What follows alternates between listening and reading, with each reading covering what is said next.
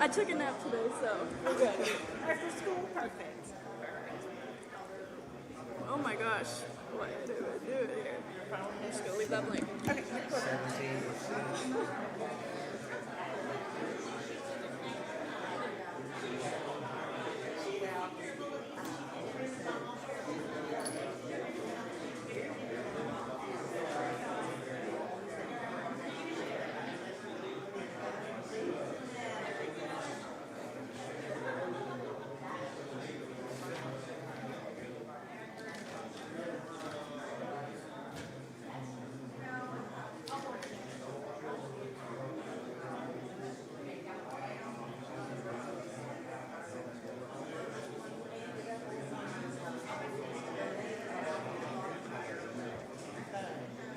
So there's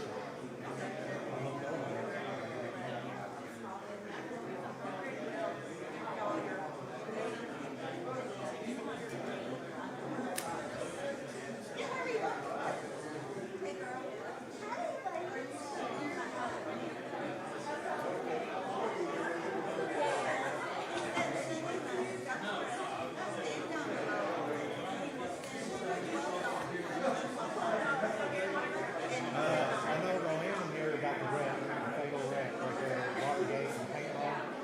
Because I've got a copy of the ordinance. It says they're supposed to put turn lanes in, but it's per KYTC. If they say they need it, they're telling them they don't need it. I know a lot of it's on the fatal wreck. And I told them I was going to talk about stuff like planning and zoning, how they're redoing the regs. I know we put stuff in there like that, you would think it means a turning lane, but it's just up to the state road department, whoever's over that. But I'm gonna talk to Pam and see if there's something that we can put before, if we approve something and it's an infrastructure issue like turning lane, that it has to have that, our statute, or ordinance, or resolution.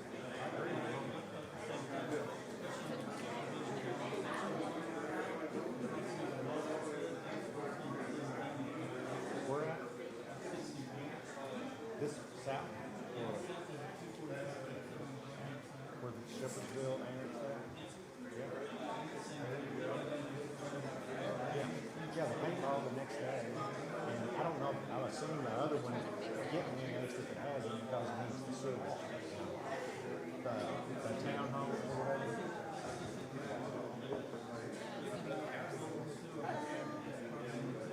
Right. But I think they're annexed. And actually, since they are across the street, I don't have a big issue with that. It's a dude going 500.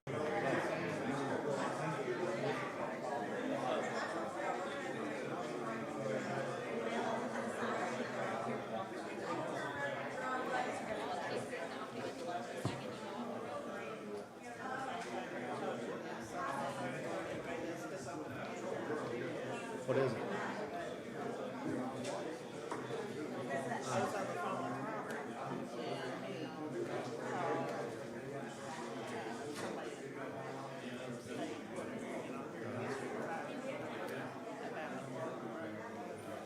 This will be the, is that off 44 from that 517 I'm sorry, not right. Okay. This guy keeps everything stored inside. I wanted to see where we're at.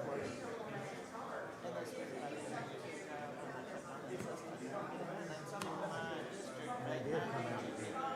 Well, the guys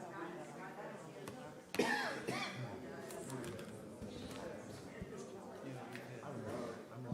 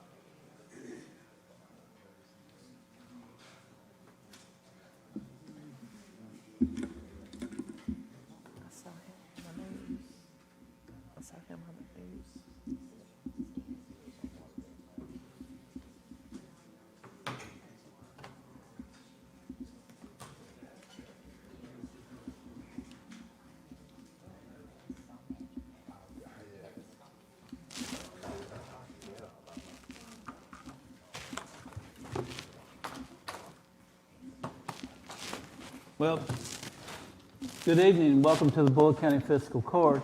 Today's March the 3rd. It's 6:30 p.m. And Chaplain Wells, if you would mind leading us in the invocation and pledge, please, sir.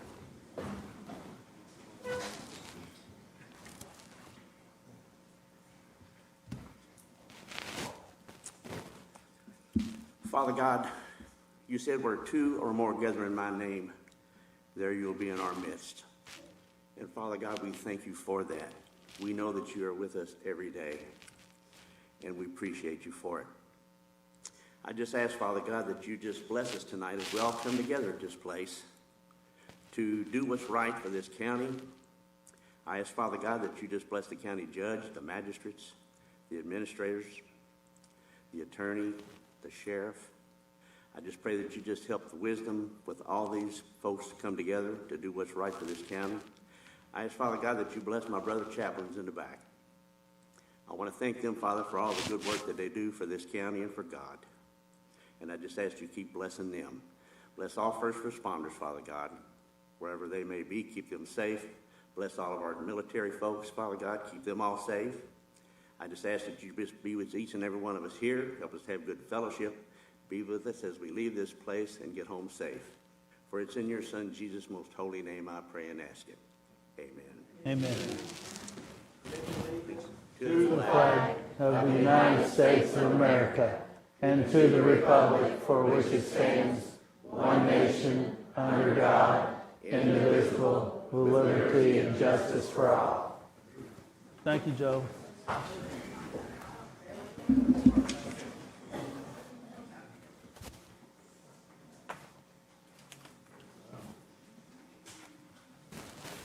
Sam, at this time, if you'd call the roll to bring the court to order, please. Yes, sir. Vera Sanders. Present. Sean Logston. Here. Karen Johnson. Here. Brian Bleemel. Yes. Judge Summers. Yes. All present. Thank you. Approval of the bills from February the 17th of 2026.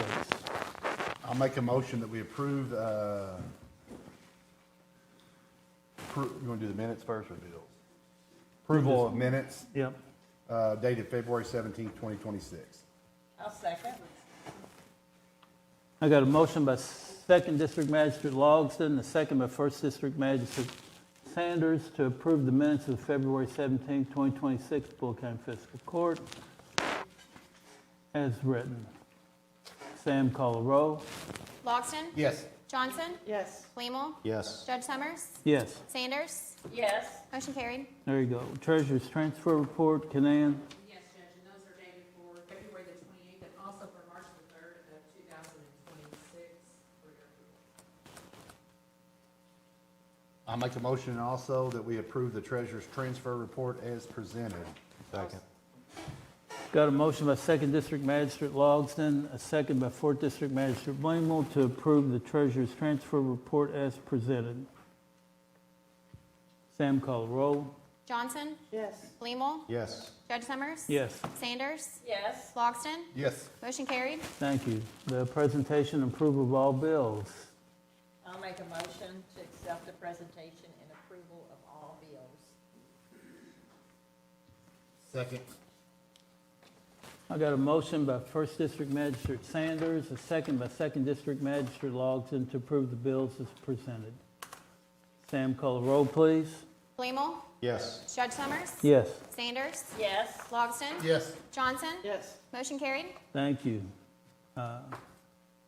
Well, we have quite a few guest speakers tonight. Got quite the list. Apparently 44 is real popular on there. So we'll start with Roanne.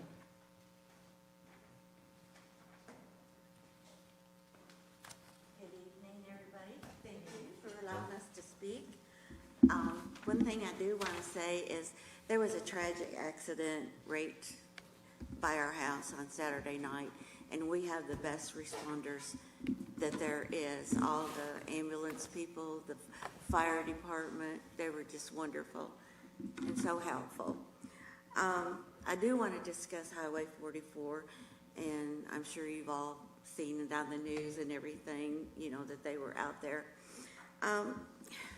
We've had a lot of accidents in that area, and we've contacted several different officials, different departments, and we never got any response until the news showed up. Now, today, the state came out and put some kind of, looks like ground up asphalt in that spot.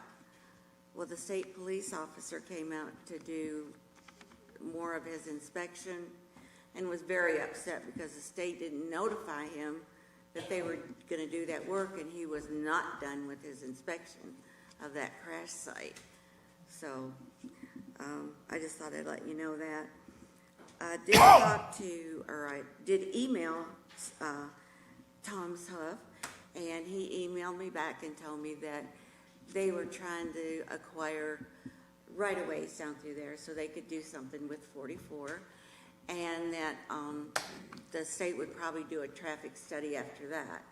Well, then today, a lady named Julia from his office called me and pretty much told me the same thing, that she was going to contact Division 5 and see if they would come out and take a look at the area, and they'll probably do a traffic study. And she said they'd probably call me back in a couple of days to see if someone could meet them out there.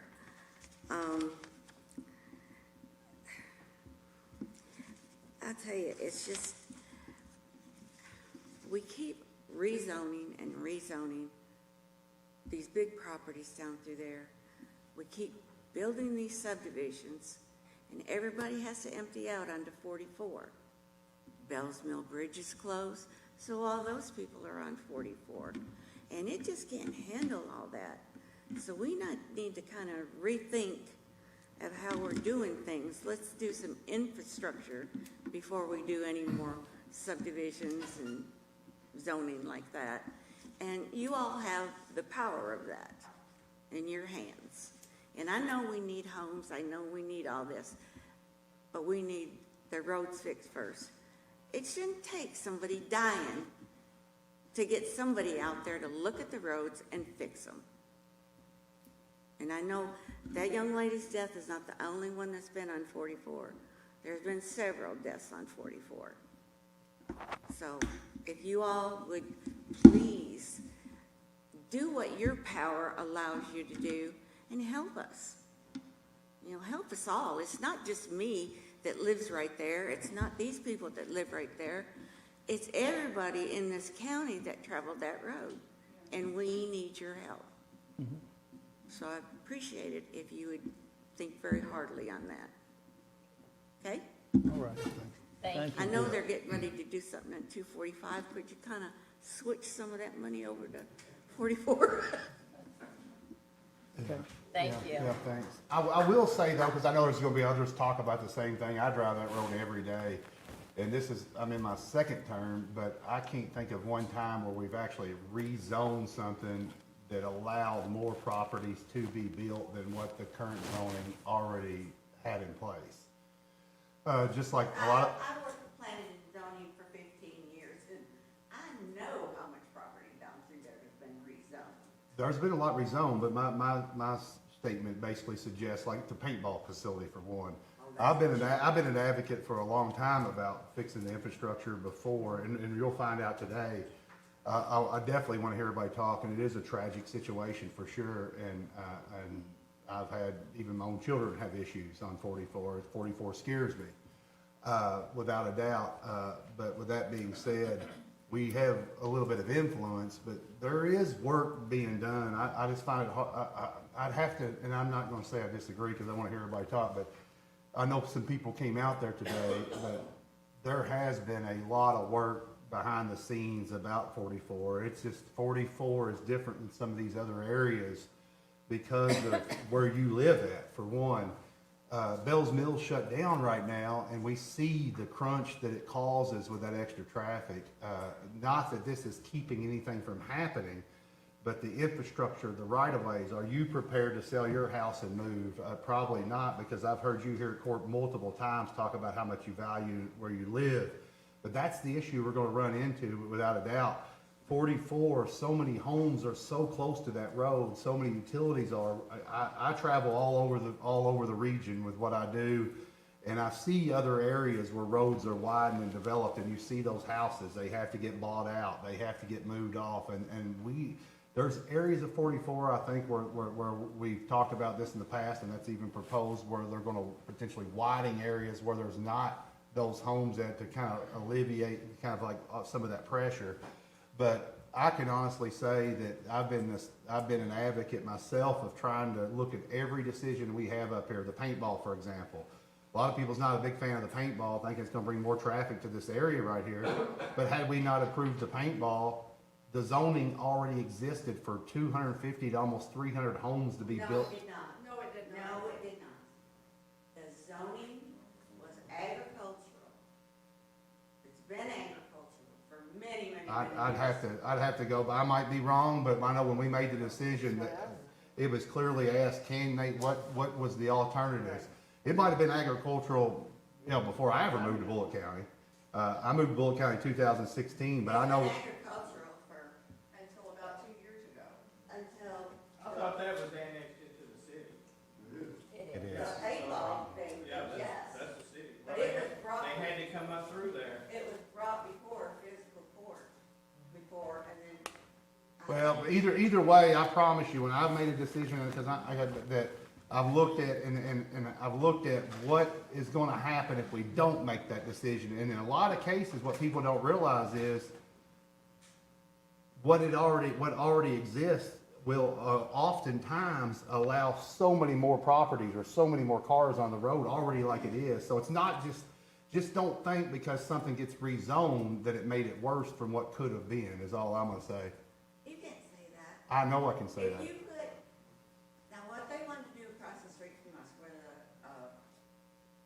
paintball park is, they wanted to put over 200 apartments, some patio homes, and some single-family dwellings. Now you figure this out. If everybody in those apartments got 1 to 2 cars, that's 400 cars that gotta come out of, that have to come out of there. Plus your single family, you got, mom's got a car, daddy's got a car, kids have got a car. That's my exact point. All right. That's why we allowed the paintball facility. Because when we looked at that, I personally thought there was gonna be so much fewer cars than the alternative. But there's a lot more people to talk, but I feel like I'm trying to be I'm not defensive here. All I'm doing is responding to you. Because I did take defense to that we have not tried to do. This is a tragic situation that happened, and there's been some tragic situations happen before that. But it's not an easy fix. It's not a snap your fingers type of No, I know deal. it's not a snap your fingers, but I will tell you that if you go over in the courts of records, as some of these properties along 44 have been rezoned in the last 20 years or more, everyone, Tom Gavan asked for a 10-foot right-of-way to be dedicated to the state of Kentucky for widening of Highway 44. So what does that mean? What does that mean? That means that the state owns an extra 10 foot.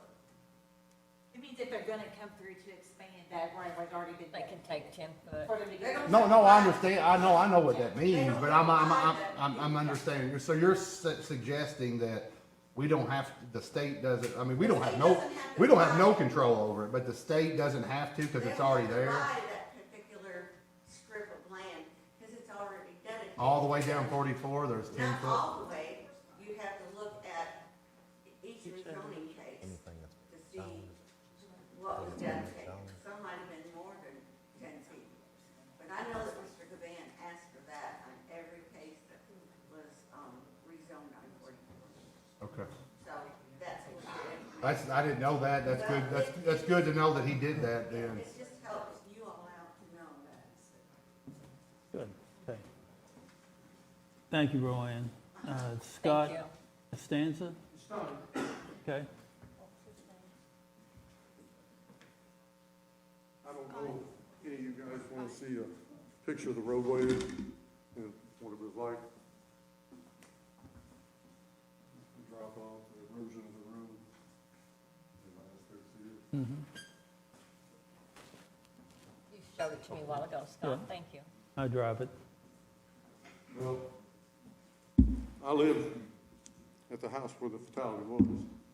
I've got 8 police reports, a 9th one for Saturday, and I had 3 drive-offs in a 12-month period. People were able to make it off the road and get back back on the road. Since this paintball, and I don't know, I'm no engineer, but this is the second, just west of there, just on the west side of their entrance now, there was another situation where they did eroded and a lot of cars. So that's 12 in my yard, 3 that I know of to the west of me, 3 to the east, and at least 25 accidents across the street in a 12-month period. And if you also look at this picture, which you can't really hardly see it, but if you look out there, the power lines, when they were digging out the ditchway there along the road, they had got into the power lines. And every time it rains, let's just say we get a heavy rain, which you all know how common that is, it floods out my whole yard. If anybody care to see a picture, I could pull up a picture of that.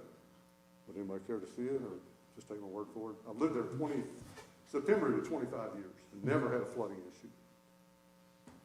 But I've called the city of Shepherdville, has been the best help. Zoning and planning, code enforcement informed me that the people were doing the work. They did at least 3 different aspects of their job without a permit. The ditches, I don't know if there's ever been a water runoff study. I just think they're being careless in what they're doing, not only to the roadway, but to the rest of the community. And I'm just thankful. Thank you guys for hearing. I've called Kentucky State Department of Transportation. No one returned my calls. I called Thomas Huff, left multiple messages. This has been going on for me for almost a year now, and I can't get a response from anybody. So I appreciate you all listening to me. But this is, like I said, this is all the accidents in my yard alone, and it's not all of them. And I just really wish you could put some pressure on somebody. I hate going out there and seeing dead people in my yard. I hate it. I hate it for the families. I hate it for everybody. And it's simple repair. That's simple. That could save lives. That could save dollars, health, injuries. But nobody even responds to you. But I thank you guys for listening. You're welcome, You Scott. said you had 12 reports, is that from just this year? Yes, yes. Well, I don't have 12 reports. I've got 8 here. I've got the one from Saturday I'm waiting on. And then I've had 3 that run off and were able to get back on the road where no report. No report. Right. Thank you, guys. Thanks. You're welcome, Scott. Ava Smith?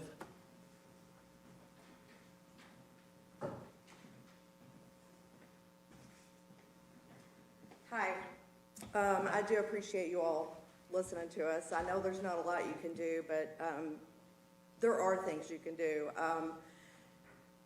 I'm alarmed because I sat through those meetings about the zoning of that property at the paintball place, and then we were assured that there would be turnoff lanes, and I believe they even said the entrance to it would not be across from Watergate, but rather would come out on Foster. And I'm just confused by what they promised, and what's happened it's not come to fruition. And I'm just disgusted. And people are dying. I had to walk groceries home one time because I was stuck in traffic and I had cold stuff with me. So I walked about a mile down Highway 44 and a mile and a half down to my house off Watergate. And it's causing us to not be able to enjoy our own property. And I mean, I've had a wreck outside of there coming out of that neighborhood, and a police report wasn't filed because we weren't injured. So I think the accidents are far understated, and I'm just at my wit's end about it. I'm disgusted, really. That's all I have to say about that. Okay. Appreciate you coming. Yeah, thanks for coming. Thank you. Yeah, we do. Steve Mobley?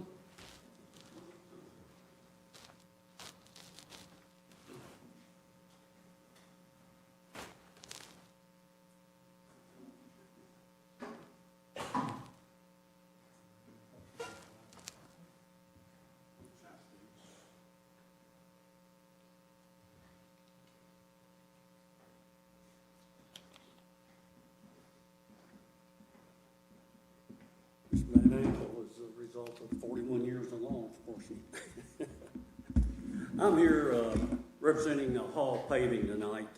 This has concerns over the bid that's been turned in for this year on the asphalt that was advertised in Pioneer News.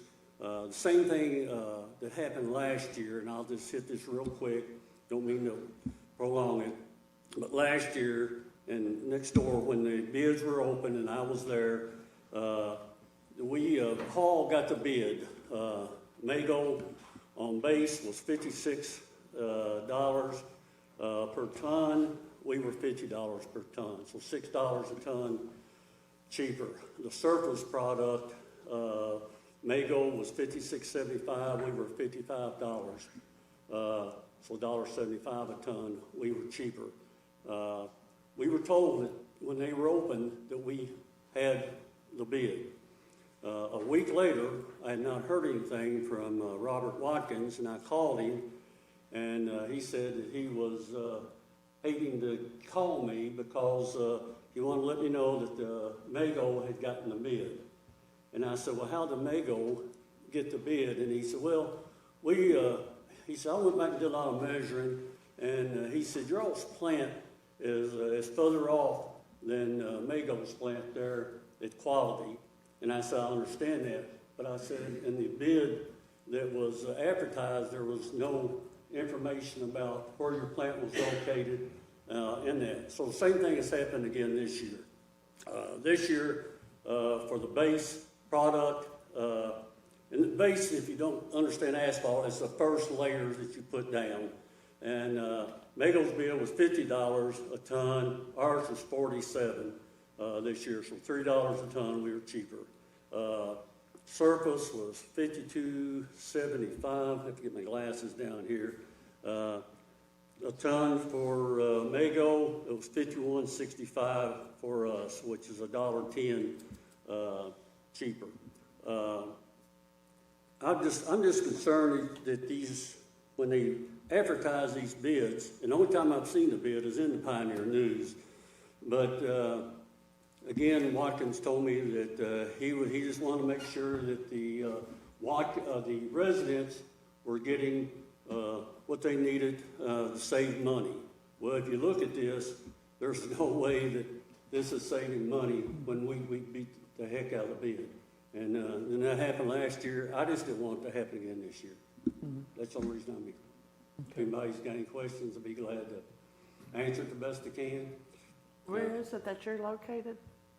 Our plant is there on Coral Ridge Road. On Coral Ridge. Where you know where the shooting place is up there. I can't think of the name of it, but right there in that curve, you know where the Lakeside. yeah. So, and then we also have another plant over in Charlottesburg, Indiana, brand new plant. I say brand new, about 3 years old. It's been a minute. I can't remember the exact specifics, but I know that was a factor, definitely the location. We looked at a lot more than just, and there was other factors too, but I'd have to go back to that meeting in my notes and see, but there was a lot more factors that we discussed at the meeting when we made a vote on that bid outside of just the price. Obviously, price isn't always. Right, I understand that. There were some other things that they had done, and they really kind of went outside the box and helped in some situations, but I understand what you're saying. As far as the bid, I mean, as long as the bid's put out there fair and everybody's bidding apples to apples, I don't think you're suggesting that there was an issue with the way, or are you suggesting there's something wrong with the way we put it out for bid, or? Well, if just you're going to bid to your location of your plant, that should be in the bid, you know, if that's going to be part of it. And I asked Robert this year, why wasn't that put in there? And he said, well, I put in there in that bid, and I could read it to you because I've got a copy of it, but it says if you've got questions to call him. And I said, well, what if Louisville Paving or Flynn Brothers or anybody else wanted to bid this, and they, you know, didn't call you? They just think, well, we're going to bid like we always do. And then once they bid it, when it comes up, then you say, oh, well, your plant is, you know, in Louisville, it's further away. So if you're going to advertise the bid correctly. And we bid, you know, consistently every day. You know, we just did the Gene Snyder project from Taylorsville Road to I-71 and up to Crestwood, so we're a very large company. Would you all consider relocating your facility in Bullitt County? We're in Bullitt Yeah, County. they're in I know you're in Bullitt. Bullitt County, but I mean, would you consider, because a lot of times when we make these considerations, we'll look at contractors, and that plays a factor sometimes where the contractor might be located, but I don't think the location has ever had to be specified in a bid. But I know we had that conversation when we discussed the bid, you know, about trips back and forth, because there was a calculation that he had done, based on mileage, how many, he really dove into it and done a lot of homework, because we had to make a decision outside of price, and there was a lot of information I know that was provided to us that day for us to accept a bid that was potentially higher than maybe the other one was. Right. I just can't, it's been a minute, so I can't remember the specifics of it, but I do know what you alluded to, the conversation about location was a major factor. Well, like I say, his statement was, the reason is, he said, this year, and I'm talking about last year now, he said, this year, we're doing a lot of paving over in the eastern section of Bullitt County. So most of our trucks will be going that direction. And I said, well, what about this year? Or is it all gonna be in eastern again this year? Or, you know, we got western Bullitt County also, and we're closer. You know, if you go Brooks Hill Road there, Mount Elmore Road, and all those back through there, we're closer. So, you know, if it's, you're gonna put that in there, you know, make it specific of your bid. That's my reason for being here. Okay. Thank you all for letting me. All right. Kay Coates? Thank you. Is it Coots? Yes. Okay. Sorry about that. No worries. I thought that one was an A. I'm sorry. No worries. Thank you. I've never done this before. But I love my neighborhood. And I love all my neighbors. I live back off of Watergate on Dusty Lane. Been there going on 21 years. There has been accidents there before, but when that business started across the road, about every night or 2-3 times a week, I hear the sirens coming, and I hear the fire department coming. And all I gotta do is look out my window, and they're up there on Watergate. They're up there on the 44. People are running off of that road. They've run up into the woods on the side where they've made the drive for that paintball place. I was coming down the road from Mount Washington, and you know the fire department sets on up from Watergate. And, you know, that's a straight stretch down through there. If you look, and then that curve comes in. And when that curve comes in, I don't think people realize that, you know, it's much more steep than what they think. And I think that that's where, you know, they're running off of the road. And all of that used to be woods there on that side. And when they made that started clearing for the paintball, I seen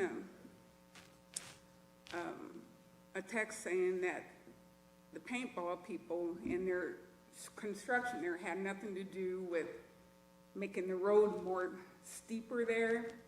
But they did. They had the backhoe plumb out by the highway, pulling that dirt back from there to make that mound. And that makes that road drop off there. And so many people have run off, and that's what happened to that young man the other night. His wheels dropped off. And they said he was a juvenile, you know. He probably panicked and come back on and hit that young lady in the head on. And we have a wonderful neighborhood, have wonderful neighbors. It's scary. It's scary to pull out there. I don't know, maybe if you could start at where the fire department is, that straight stretch, maybe put a caution sign up, you know, about the curve down below. Or Watergate is not exactly the most visible road because it comes up on a hill. Right. you're on a hill coming out, pulling out onto that thing. I can't remember, is there any kind of road signs that indicate a curve or any? No, Because that might be definitely, you know, obviously fixing 44, but we need to absorb everything you're all saying and see if there's little things that we can do to maybe help. We can't fix 44 overnight, but you mentioned something, you've noticed a lot of accidents at night, so that makes me wonder, you know, in the daytime, I would think that maybe, because I've been guilty of it, maybe you're driving by and you're like, what's going on over there? Let me look at the new building, and then you lose sight of the road, or, I know phones are a problem, but that's a problem everywhere, but I'm trying to figure out, is there potentially, because I drive it every day too, I've not ever seen I've seen sometimes, but not enough where I think it would be accidents, but you all live right there. I'm just wondering, construction traffic, bringing mud on the road, and is there something small that we might be able to come together collectively? yeah, What? reducing the speed down through there. I just think them people see that straight stretch, you know, they're. And they hammer down, and then they it's just too late to go, slow and down? when they come that curve, you know, and I'm making some notes, like, I mean, it Because might be that little things, but that like used to maybe be all reflect. woods there. We tried a few years ago to do reflect, I mean, we brought this up, and I begged and pleaded, and the last fiscal court, you know, tried to get this pushed through, but we could not get this pushed through the state to try to get more reflectors and caution tape on the road. The roads are very dark at night, but the state just doesn't do that anymore. They pretty much shot us down and said they're not gonna put reflectors on the road, they're not gonna do any additional. But maybe if anything, we can get some more signage there, some type of caution signage or curve coming, or. Yeah, maybe rumble strips or something. Maybe lights on utility poles, just to light up the corner. Get your light out there. It is. Yeah, Lighting. okay. Yeah. Lighting, possible additional signs, but the shoulder, you brought up the shoulder, I know that's a big thing, and possibly that's something could be done, but I didn't mean to interrupt you, but I just wanna take what y'all are doing and just see if we can do something, because it is hard, it's frustrating, it feels like our hands are tied, it's like everybody says 40, you know, but maybe we can do some little things to make a big difference. Thank you. Yes, ma'am. Appreciate it. Thank you. Thank you, Kay. Tony Burnett?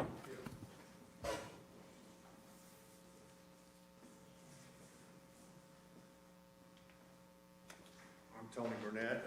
Thanks for giving me this time. I want to thank all the responders and stuff. I don't know how you guys do it, but you do it, and I wouldn't want to be there the other night when that happened. Me and my wife Rebecca moved in on Watergate. We live at 356, and we moved in 2018. And we're kind of down in a hollow there, and so a lot of times we hear the sirens, but we don't know what's going on a lot of times till we hear about it or read about it on our Facebook page. But I know there's been, I thought at least, I don't know, an accident a month. I'm talking since I've been living there, you know, that's what I've seen, you know, and I know there's been 2 deaths there that I know of. Now, there might be more. It seems like the accidents have picked up a lot more since that construction over there. And I know the state is, you know, they're kind of holding all the cards here, but you guys are our voice. You know, y'all, somebody here's got a contact with the state. I know it. I just know you do. And the thing is that ever since that construction, the erosion is a lot worse, especially on the construction side. Now, I know it's real bad over on your side there, but you know, like Ava was saying, there's no room for, you know, anything. If you go off, there's no room for error whatsoever. So what I would say is, you know, you say you drive down that road a lot. Start at that Dollar General store down there as you're coming from you know, from Shepherdsville. And I want you to count how many times you see that white line missing on the side of that road going down through there, especially through Watergate there. There's a lot, that road is so narrow there, and the speed picks up through there. You know, when I have company come over, it's the last thing I tell everybody, and this is no lie, I tell them, be careful pulling out on 44. Yes. I tell them, you know, anybody. And the thing that scares me is what happens when it's somebody we love that is that casualty, you know? there's gotta be something we can do. You know, I've heard several things like, slower speed limit. 'Cause I know they open it up through there. And they come up there from Foster, they open it up. And I drive that way a lot of times, to go to work in the morning. And I can just count. And I've even a couple times got off and got back on there. You know, there's not a lot of room to play with there. And, most people's instinct is to react. And that's what that young fella did, you know. Yep. And so, be our voice, because we can't, we can tell it to you all, but something really needs to be done, because I'm scared for somebody in my family or somebody I know.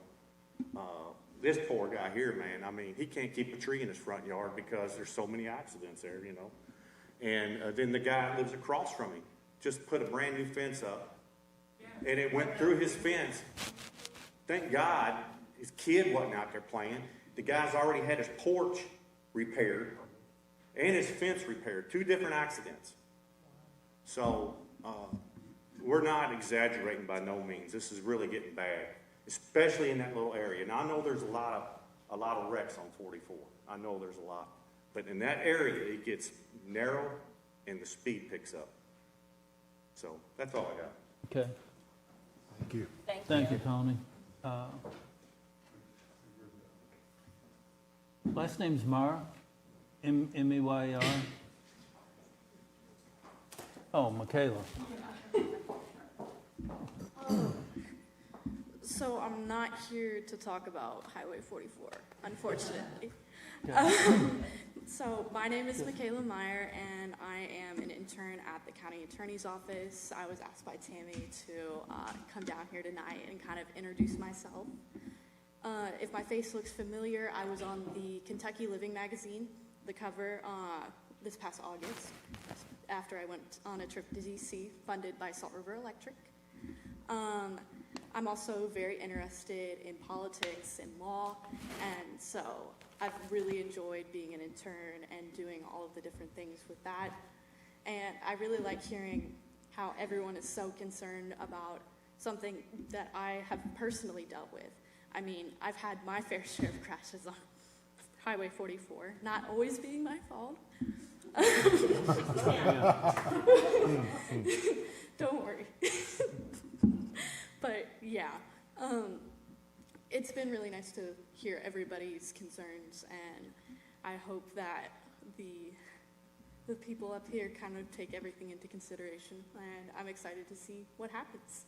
Hey, Michaela, you organized a voter registration at your school? Yeah, I hosted the first ever in my school's history voter registration drive. We got about 25% of the senior class at Bullitt East registered to vote, so that was pretty big, I would say.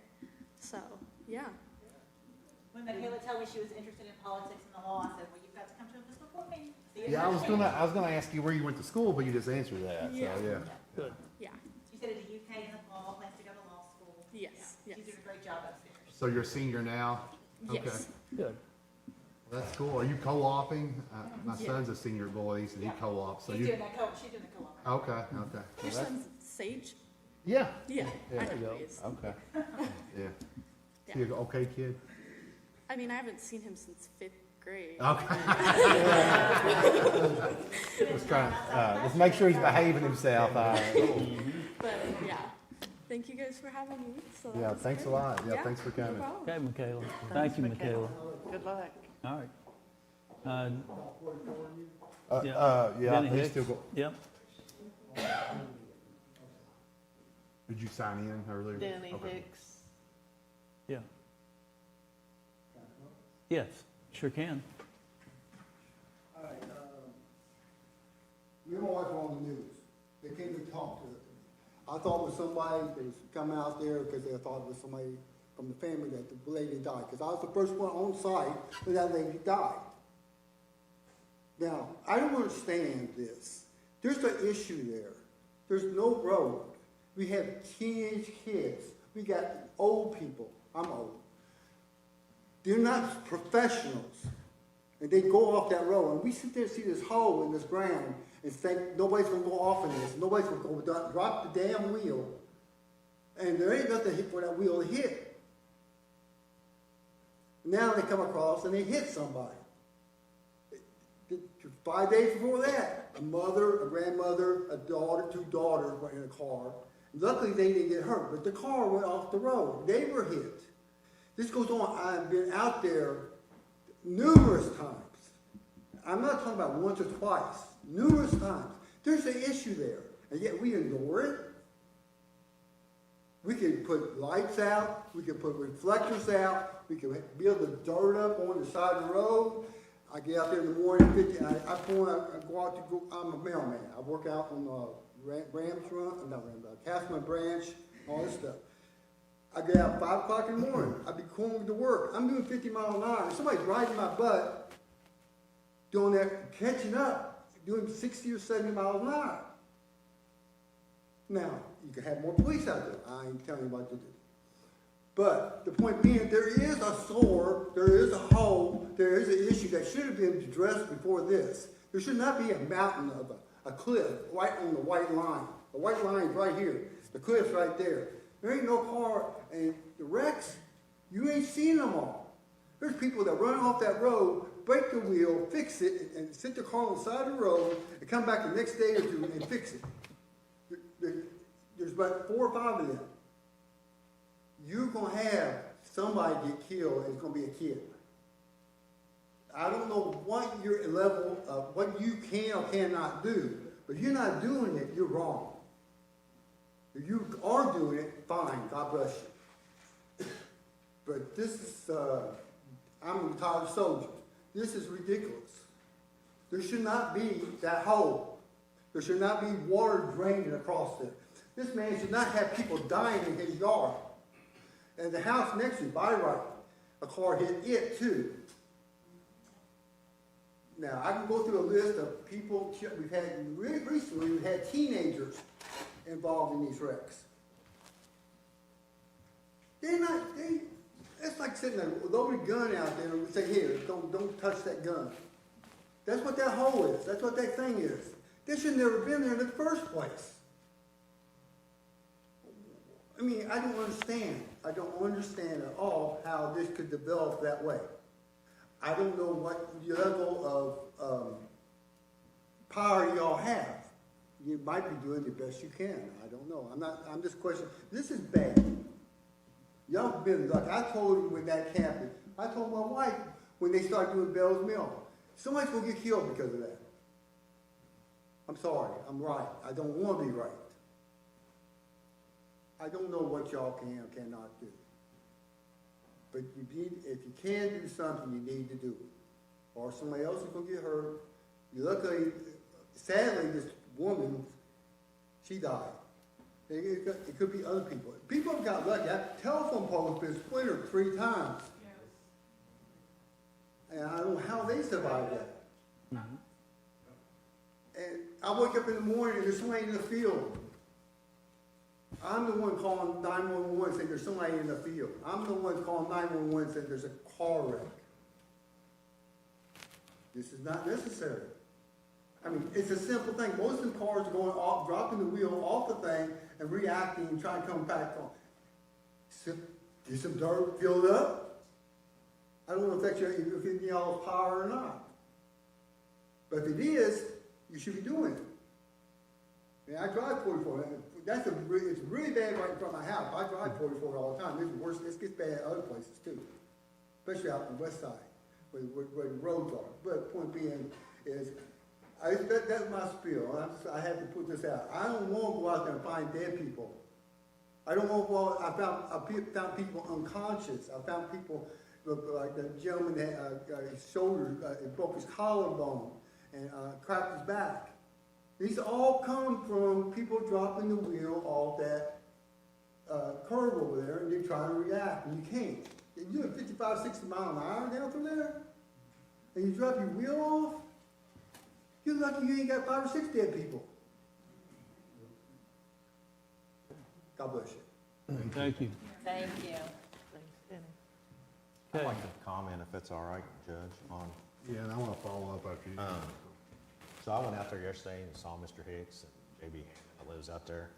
And, so I wanted to see what the road looked like and see that spot that's broke off.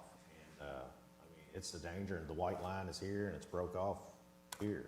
So it does need to be addressed, the state road. But, so after I did that, you know, I talked to different ones, and they're supposed to be turning lanes. I went and got a copy of the recommendation, the planning and zoning, and it has 10 restrictions. Number 7, 15-foot right-of-way to be dedicated to future expansion of 44. Number 8, turning lanes or acceleration, deceleration lanes to be added to 44 per requirements of KYTC. Number 10, 28-foot centrally located access drive, 2 left and right exit lanes. And so you would think that all has to be done, but I spoke to Charlie and at Planning and Zoning. You probably know Rowan, but it's a state road, so the state highway department has either an engineer or something, and they come out and they say it either does need these deceleration lanes and turning lanes or it does not. And I believe they have said that it does not, which is kind of ridiculous when it's put in here that it's one of the restrictions. But, One of the restrictions, if approved by KYTC. Yeah, So they if always have approved. the final say on what's gonna go on and stuff. right. But, so another thing, Planning and Zoning is currently looking at their regulations and what they can and can't do because they haven't been updated since '86, what I was told. And I'd asked Charlie, he said, you know, talk to Tammy, and I kind of spoke to her briefly. But on these regulations, can the county make an ordinance resolution or something in these regulations that is a stipulation that if it's in here, no matter what the state says, if it says it's supposed to have these turning lanes, that we can do that? Plus, also, before any dirt work's done, development, it's on the developer or the property owner that they have to pay for that. I know, I live off 480 Cedar Grove Road.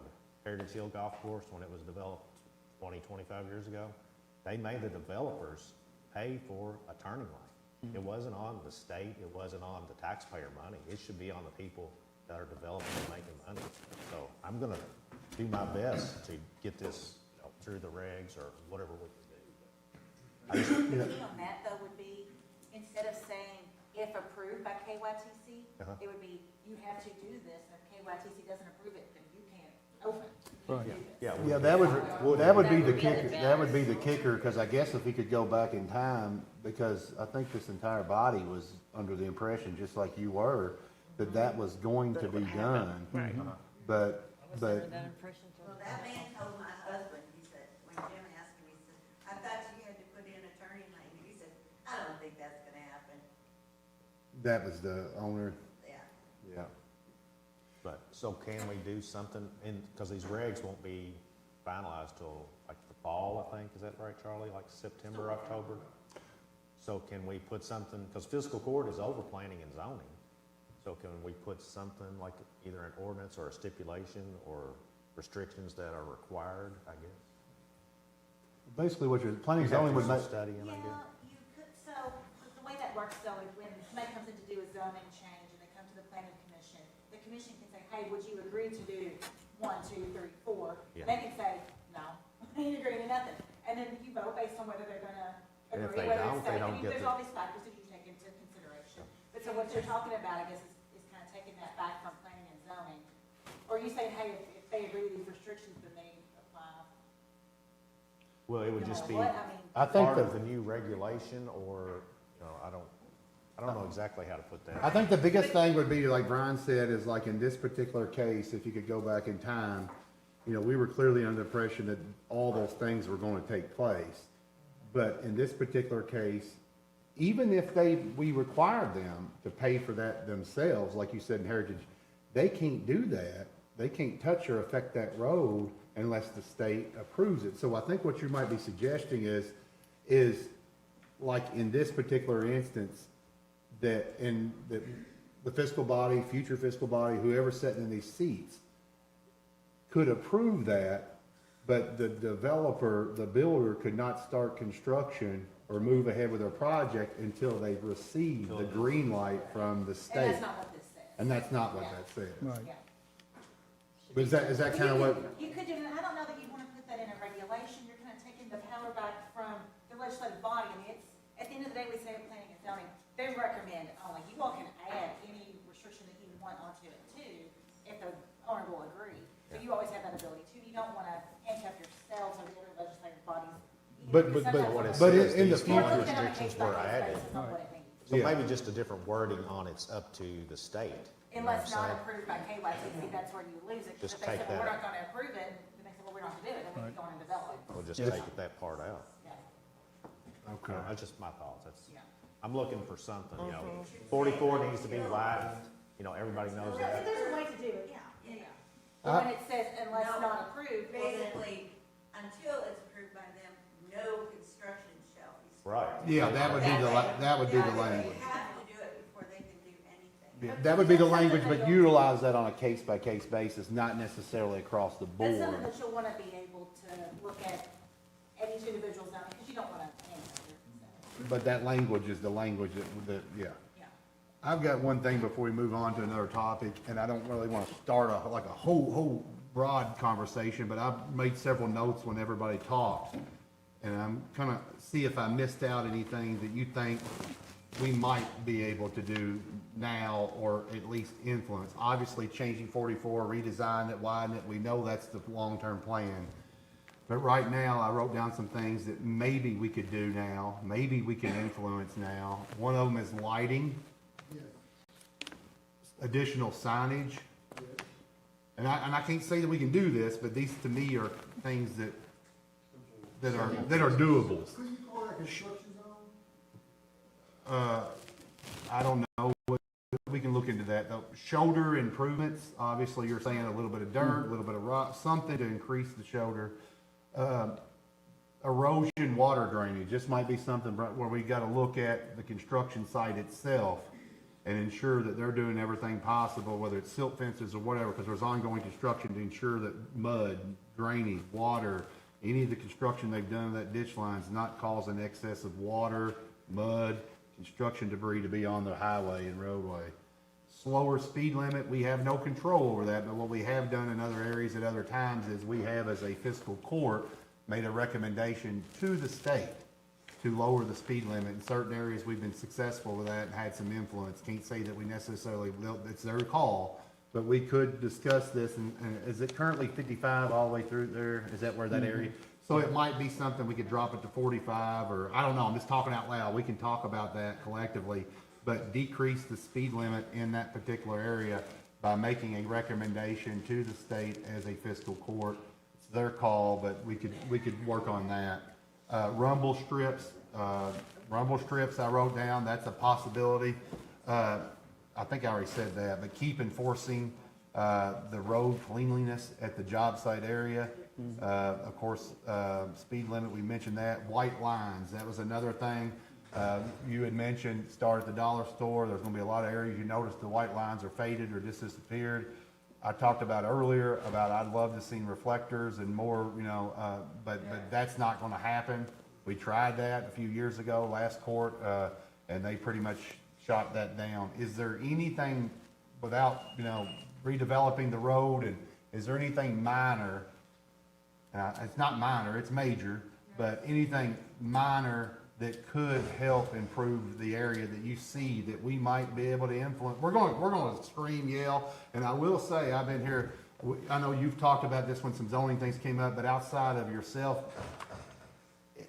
it speaks volumes, you being here in numbers to influence the legislators, the state. And this is the first time. 44 we've known has been a problem. Everybody knows for it. But this specific area, I will be honest, I had no idea that it was that bad, this specific area, until hearing collectively from you all. So I thank you all for being here. I thank you all for coming together. Trust me, we will put as much influence as we can to make sure that people understand this is a problem. I think your voices and getting the news, that helped also too. But I will say, we've known 44 is a problem, and we promise you we've been trying to do things, and it's going to be a problem for a long time still. And it's going to be even a bigger problem when they start to work on 44. We know that. We see that with Bell's Mill right now. Bell's Mill's getting fixed, it's gotta get fixed. There's not a good time, whether it's winter, summer, whenever, it just, the bridge was in bad shape, it was gonna be shut down. Yep. It causes extra traffic, we understand that. There's gonna be a lot of concerns, there's gonna be a lot of problems when we start to, work on 44. It wasn't too long ago, they had to do a power line across the road and replace that, and I was stuck for 2.5 hours. So I cannot imagine what we're gonna be dealing with, but we know it's gotta happen at some point, it's gotta happen soon. But right now, I did take as many notes. Is there anything little that you think we might be able to do that could be major improvements? Outside of that, those are a lot, I think. If we could do it as a handful of those, I think it could make some big improvements. And a lot of those may not have to be done if the construction itself, I think, would have been done a little bit differently, and if they could fix that and bring that dirt back up to the roadway. You can tell from the pictures and the news. Get that dirt back on that road. Are you all seeing in that area most of the accidents happening going towards Mount Washington?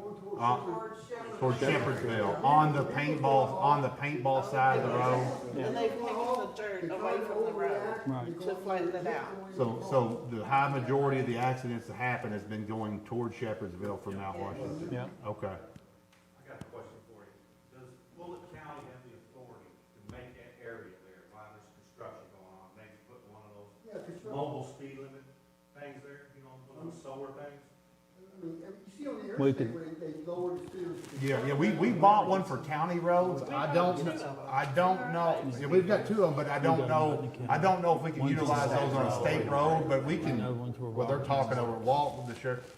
Do you know anything about state roads and putting any of those? I'll tell you by way of example. Bullitt County, Tammy can correct me if I'm mistaken, but Bullitt County has no authority to control Highway 44 or any other state road. Okay. At all. Now, another example, Beach Grove Road, the lower end of Beach Grove Road. Some of you are familiar with it. It's hard to get 2 cars to pass on that road without smacking mirrors. The speed limit on that road is 55 miles per hour because it is a state highway. The state took it over some number of years ago, and now it maintains it. So I know, I send deputies out there, well, they to do traffic control, people are going 55 miles an hour, we can't do anything about it, but they're having wrecks. I contact the state highway department. Took a while, but I finally got through one of our state representatives, then get told, and I'd get a call back from somebody in the state highway in Louisville. Okay, Sheriff, here's what we can do, we'll go do a traffic study. And if we think that it needs to be lowered, we'll lower it. If we don't think it needs to be lowered, we won't lower it.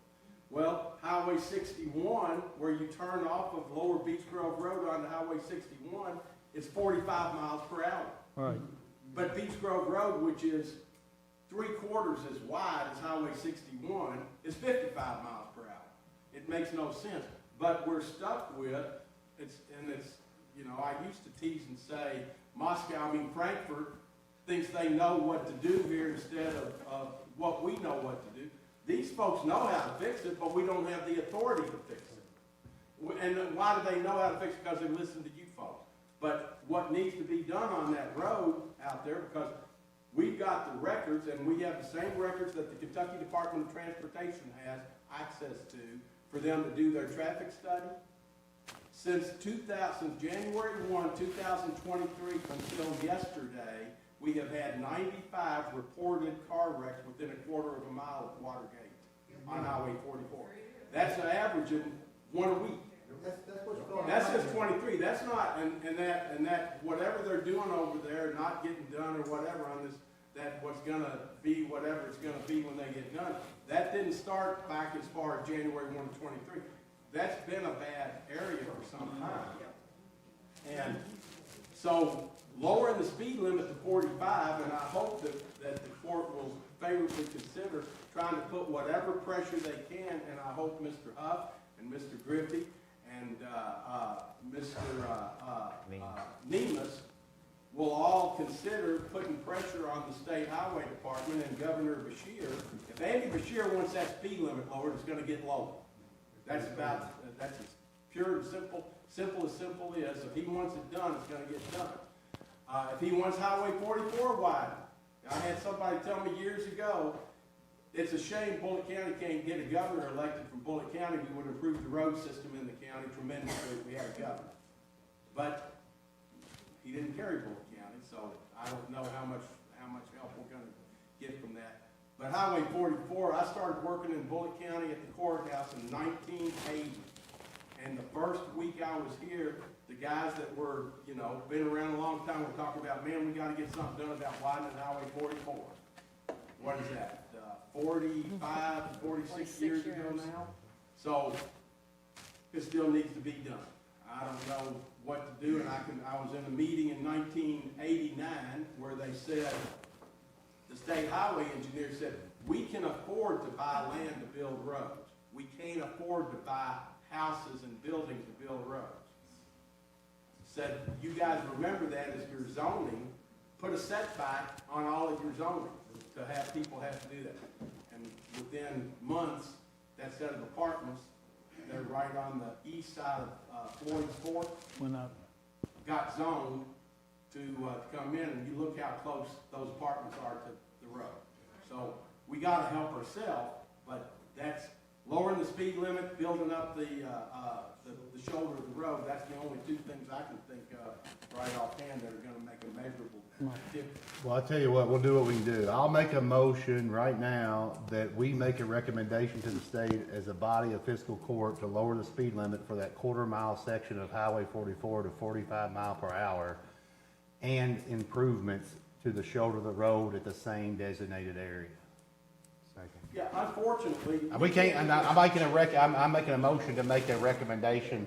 We'll write a letter to the state, but we can't do it, but they're the one that has to make the And call. folks, please understand, the fiscal court doesn't even have authority to put a sign up on Highway 44 because it's a state highway.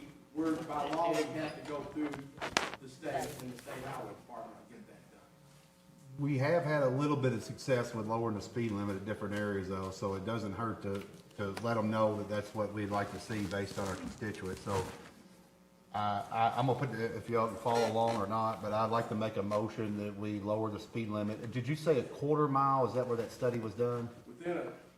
Our records show that I had them check that running back to record for me yesterday, and our dispatch service, the CAD system, computer-aided dispatch system, tells us that within a quarter mile of Watergate on 44, there's been 95 since. I don't know how in that recommendation, we might need to go back before that letter's drafted and get a mile marker or something to make it more specified, but in my what is it? 16, so would you say an eighth of a mile prior to that, an eighth of a mile after, or what would you think as a law enforcement officer? My recommendation would be from Green Acres, or Sunview, Sunview to Shepherdsville, make it 45 well, it's miles per hour. all the way down to the existing 45. It's 45 on the other side of Floyd's Fork too. So it would bounce on down to literally into the curve. Help me out here, what road, how do I need to word that? Speed limit is 45 from Shepherdsville to the city limits, which is Rapids. Or the draft is? Yeah. And, so if we could go from there. To where? Sunview. Sunview, okay. So where the draft, anybody know what road by the? Douglas Drive. Douglas Drive? Yeah. No. Big Cliff? Sunview is up across the road from. She's trying to say where it goes from, where 45 turns to 55. Yeah. It's gonna be Clifty 7. Okay, somewhere around, we'll find out for sure, but my recommendation would be to make a motion to lower the speed limit on Highway 44 from 55 to 45 from the area around Big Clifty to Sunview. Yep. From 55 to 45. And in addition to that recommendation, we would like to encourage them to make any improvements to the shoulder. The shoulder's gonna save you half the wrecks you got. because of that shoulder. Yeah, the main thing is the speed limit, but I want them to know that we're concerned about the shoulder too. I'm just throwing that in there. Don't hurt to ask. I understand, that is your problem. Yeah, It was yeah. bad before, but Yeah. it's horrible now. But Yeah, did yeah. you say they came out today and fixed that shoulder? I know, we don't want to use the word fix. Yeah, we'll try to put some influence on them, but right That's now, what the we can road. do is make a But the recommendation to dirt slow needs to them be down. built back up. Put asphalt millings down. You need to put a berm, but in the military we call it a berm. You need to put a pile of dirt higher, a little bit higher than the road. So Right, they so need to build that if dirt you back run off up. the road, they have to place the run, or Right. it should come back. Did anybody second that, or Brian second that? Okay, so So I've got a We can- motion on the floor to make a recommendation to the Kentucky Department of Transportation to lower speed limit from 55 on Highway 44 from the Big Clifty area to Sunview. just, okay, to help you a little bit with this, Sean, take it from Sunview all the way down to the existing 45-mile-an-hour speed limit. That suits me fine. Yeah, that's better. I thought that was kind of what they were saying. That was. Yeah, but that way, there's, we know we don't that- miss an area. right, that's a clear definition. Yeah, Yep, yep, that makes sense, man. yep. And once again, folks, this ain't changing the speed limit overnight, but it's us as a body making a recommendation to the state. That's just one of the 10, let's go ahead and do it while we're here. We can't do any of the other stuff, but we can recommend that they slow people down. Well, I spoke to the officer, the state trooper on scene, and he said he was trying to make a note, put it in the file, because he researched the accidents. And Right. he said, yeah, way too many accidents here. Yep. So I want to try to get the three people involved if possible. And we will follow up with the state on Magistrate Logsdon's suggestions as well. I mean, we do have the opportunity to chat with them quite handsomely. And to help you a little bit with 44, it literally takes 6 years to get funding to widen anything. They have a design stage first. It goes into a budget. And then in the next budget, next 2-year budget with the state, you get engineering and right-of-way money. And then the very next budget, if all this is approved all the way through, you get construction money. And then in all that process, you get all these different people elected that have different priorities. Right. So it's and to help you with this, we did an engineering study on it with HMR 7 years ago, and the state's using that plan to cut 44 up into sections so it's affordable. At that time, it was over a $200 million project. We went to the state, we talked to Robert Stivers, and at that time, David Osborne, with 7 mayors, and the agreement and the consensus by all those mayors in the fiscal court at that time was 44. And we've started on it up in the eastern end of the county because there's not that much right-of-way to buy. But in the central part, the way it's broke up into sections, it'll be 3 lanes. Starting literally from Bleemel and Armstrong all the way down to Chimney Rock. And then Chimney Rock to I-65 will branch back out like it's going to in Mount Washington from 31E down to Kings Church Road. That's where we're at with it. We got design money in the budget this year for 61 the same way, because you just think the bridge is bad on Floyd's Fork and Bell's Mill. Wait till they work on this one right here on 61, Shepherdsville. So we've got design money in the budget from that to go all the way down to 245 and down in Lebanon Junction from the grade school all the way to the Nelson County line. Bullitt County's growing.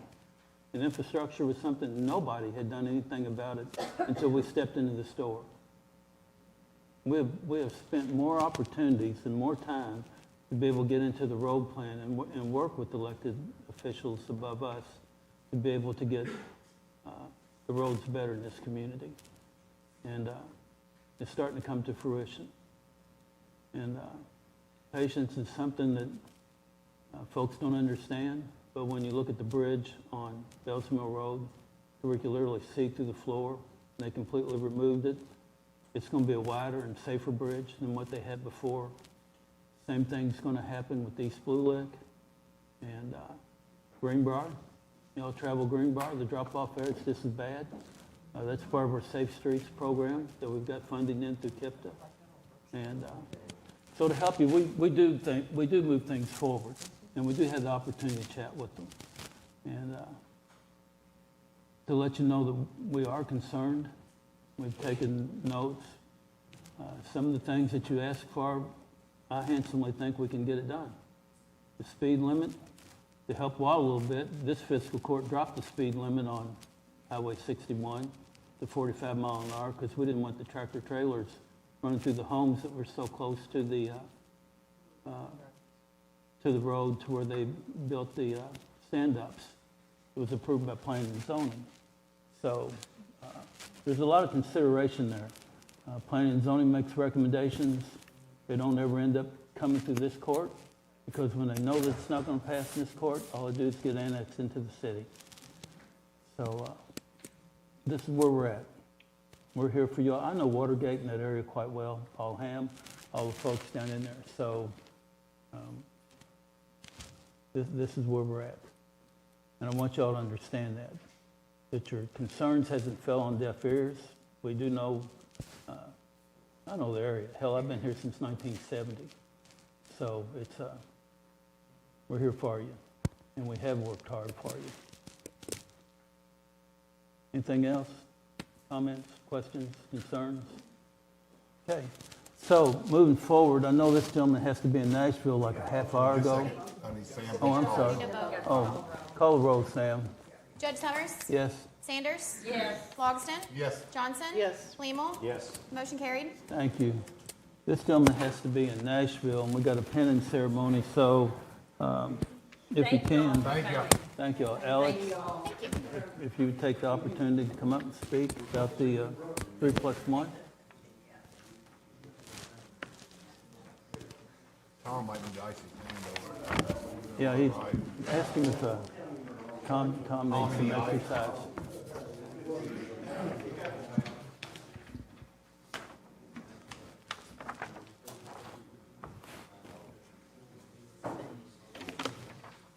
That picture of Bullitt County.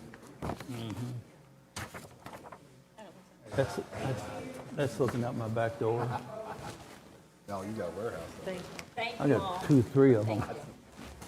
I can see them at nighttime now.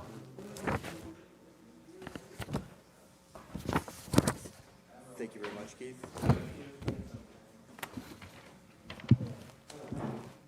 Good evening, everyone. My name is Alex DeRosa, and I'm from a company called 3+1. First, just want to thank Judge Summers, all the magistrates, and the court for allowing me the opportunity to speak tonight. Our company, 3+1, is a partner with the Kentucky Association of Counties and the National Association of Counties. And the reason we are partners with them is because we are an independent third party who works directly with county finance staff to help them maximize the value of the taxpayer dollars that they hold. So many times when you hear conversations about banks or interest earnings, you might hear from someone that works for a bank or works for an investment company that's trying to do business with the county. That's not what we do.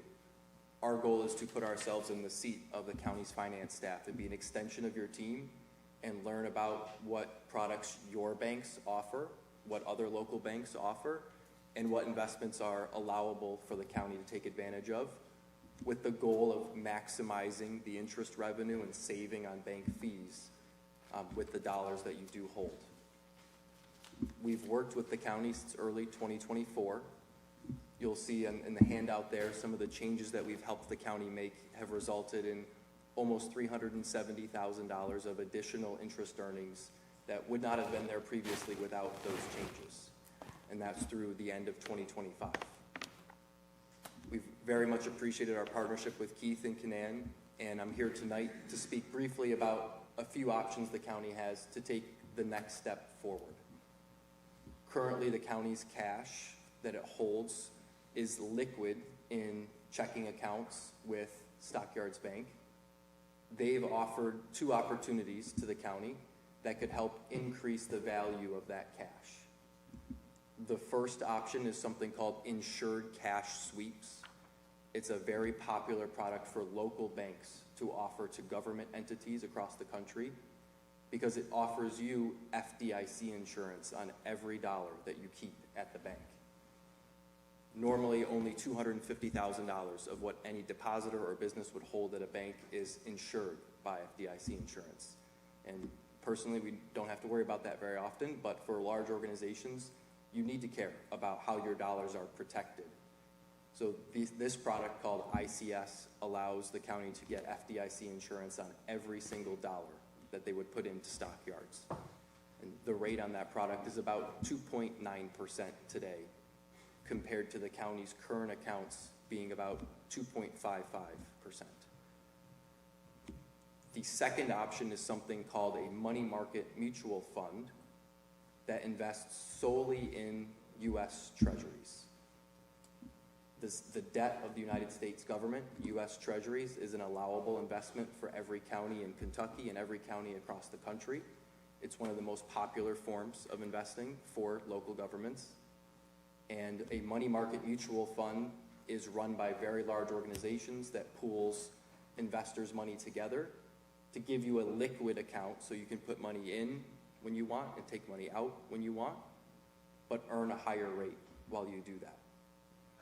This is a true investment product compared to the first option I mentioned is more of a bank deposit product.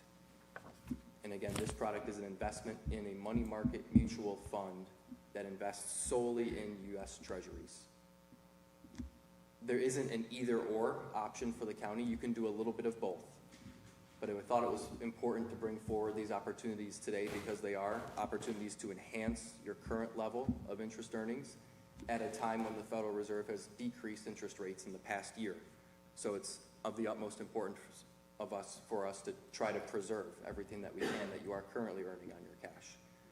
But my role is to bring these options forward and work with the county to understand how it would change their day-to-day cash management opportunities. And that's the big difference between these two products in particular.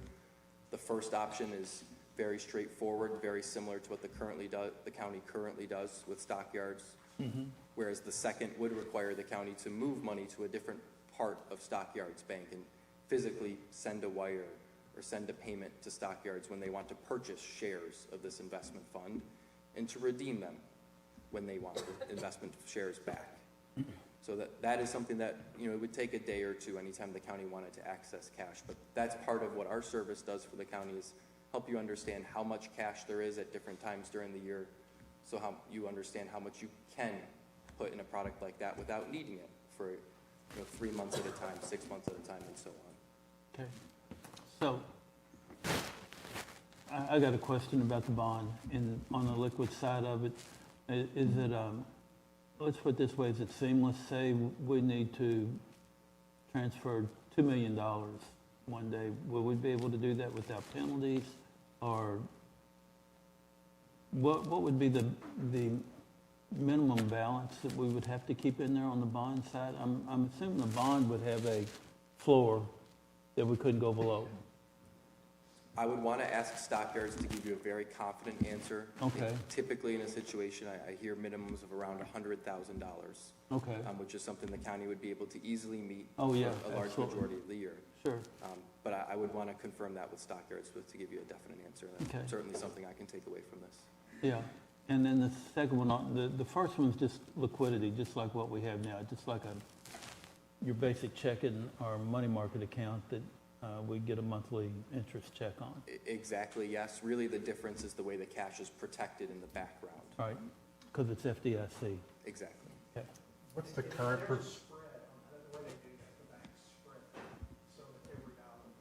Covered up. what's, One other thing, I'm sorry, Sean, if you all look at this, they did a really good job in the graph. If you look at it, you can see the purple is the last ARPA money. You can see how high that is. Mm-hmm. And then as we lost some of it, the yellow line is right over that. The green is pretty much where we are right now. Right. You can see how that's leveled out. So just keep that in mind when you're thinking about this. Mhm. Again, I'm personally all about the treasury. However, I do know that it's an easier way, that the first option would be easier on, for instance, if Ken Ann had to look at that, we're doing it every day, we have to go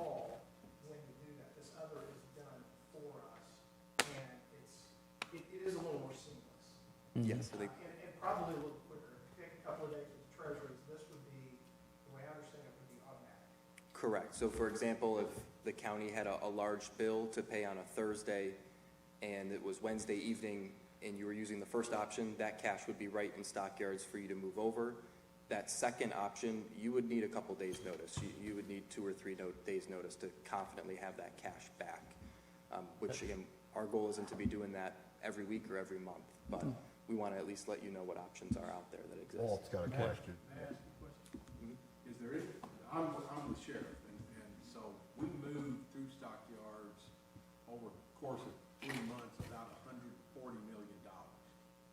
So is there anything available, this program that you're having for the counties, is there anything like that? And the FDIC insurance is what I'm really interested in, because the cost of buying a bond to cover that $140 million is astronomical. The court can't afford to buy it, and the auditor would like it, but they understand, so forth.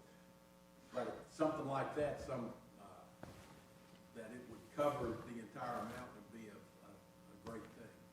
Is it, do you know if that's available for the sheriff's office? I know every bank does have a limit is how much they can offer that product to one entity, but I believe that limit's pretty high, maybe 50 million, it could be as high as 150 million. It's definitely worth something investigating. And those funds are pretty liquid in that, you know, it goes in, but it's a large amount that goes in, and then 2 weeks it's distributed within 2 weeks out to the various taxing districts. But if you check on that and get back, I'd sure appreciate it. What's your minimum balance? I think that's what we have to look at. Do you know what that is? Your minimum balance. What they require you. Well, I mean, the minimum balance, when it's not during that tax season, October, November, December, it's, you know, less than, it's just thousands, not hundreds of thousands. But the I think maximum. this is one where, and I'll get Alex with you guys, so, and Kevin, and you all can look and see. Now, option 1, 2.9%, I believe is what you said. Currently, where are we at right now? Because that's the, we're at 2.55.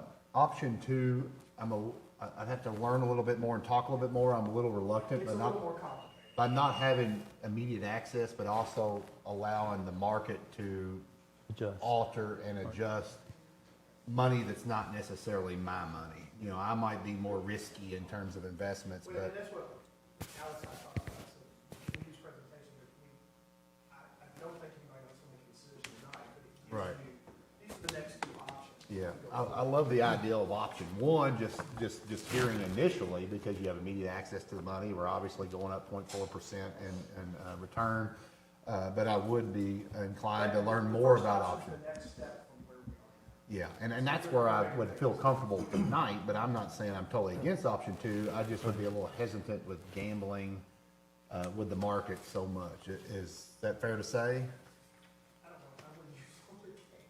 No, it's not Yeah. gambling. I throw that word out. Yeah, but still, anytime you're investing, it's a gamble, any way you want to say it, but I mean, the market changes every day. But you're guaranteed this money, you're not losing anything. Yeah. It would be, what you would gamble. with- You're not losing anything in option 2? I don't think you're losing anything.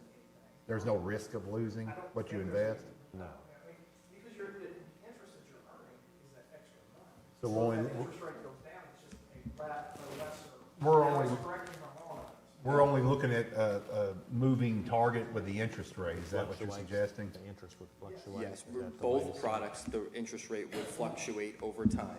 Yep. In But partic- that's the only moving target is the interest rate. You're not gonna lose. Yes. Your initial. Okay, that's what my concern would be is, In option 2, the underlying investment is the debt of the U.S. government.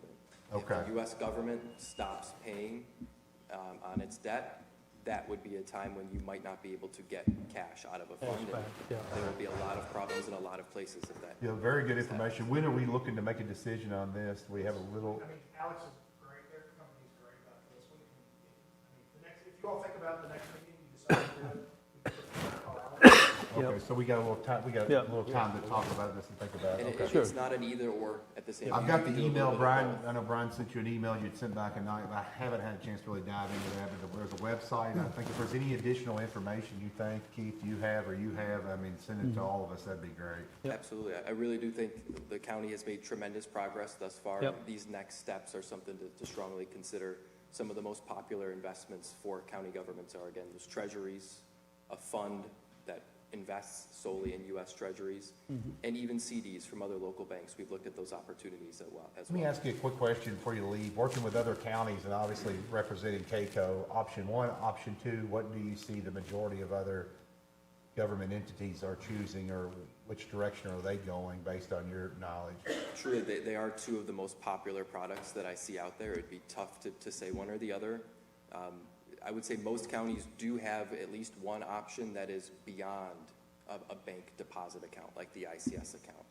Not right away. It's my goal to work with counties to get to that point, but most counties do eventually take a step into CDs or treasuries or a money market fund. Yep. But this ICS product is really the best of both worlds to start. And this is one of the reasons why I like working where this organization is great for us, is that they see things from, Alex came here today from Buffalo. I mean, so they see things, he's going to Nashville, he's leaving here, that's why I want to get him on first, so he can get on the road, because he's going to Nashville and Knoxville. Shoot, we should have bumped you up earlier, I'm sorry. I'm in this job because I like local government, because I like banking. Well, he need to understand where our interest money is going to be invested in Highway 44. Yeah. Well, at least you're not going back get on 65 and head south. I was Stay gonna off check 40 the Stay maps off when I left. 44. There you go. Okay. So the one was 2.9, what was the other one currently? Currently, it was about 3.55%. Yeah. I had 2 point. And that's the one that takes. That's the 2.55 is Current where we're at county- currently now. Current county account is The other one could 2.55. move, that's a moving Option target, it two could be is good, it could be 3.55. just Option up two, and 3. down. Yes. Thank you. But the good thing is,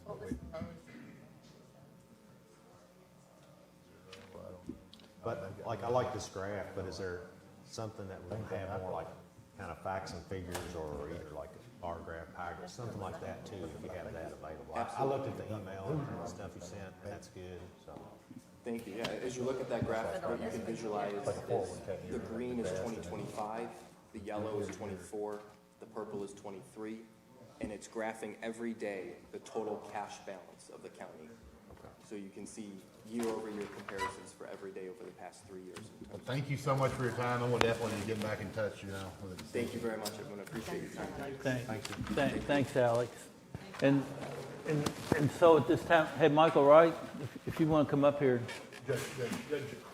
Yes, thank you. Left that on the floor.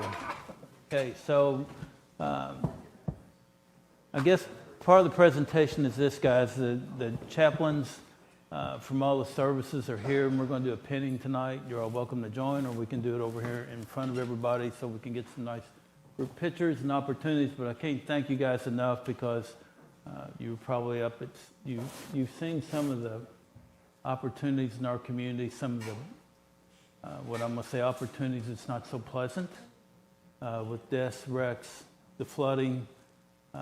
I know Nick up there, he travels to hospitals quite frequently. I've had the opportunity to see him in action more than once, unfortunately. So, Mike, if you'll start this for us, and we'll get this going. It's all on you and you guys, okay?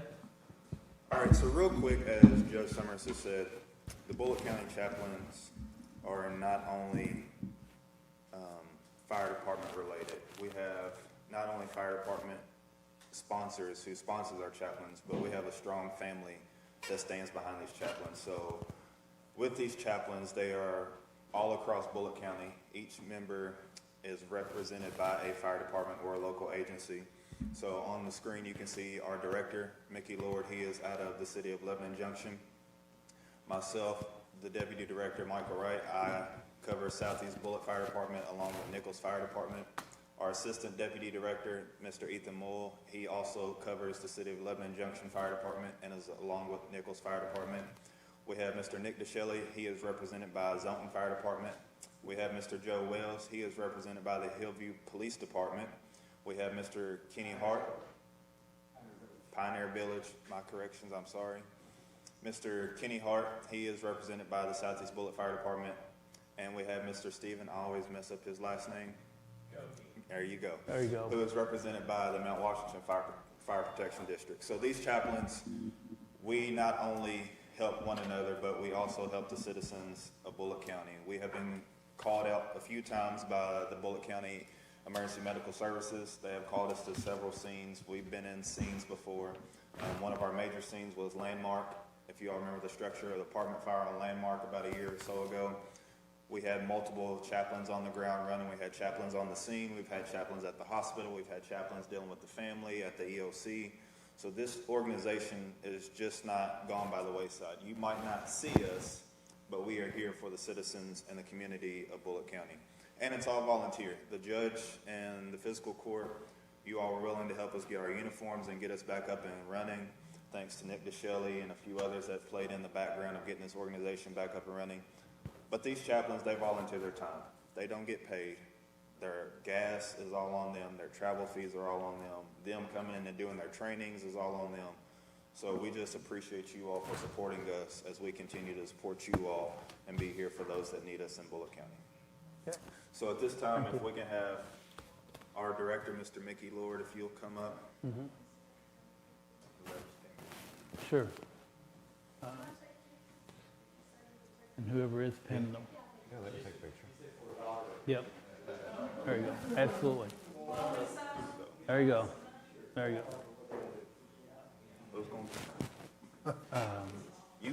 I take it.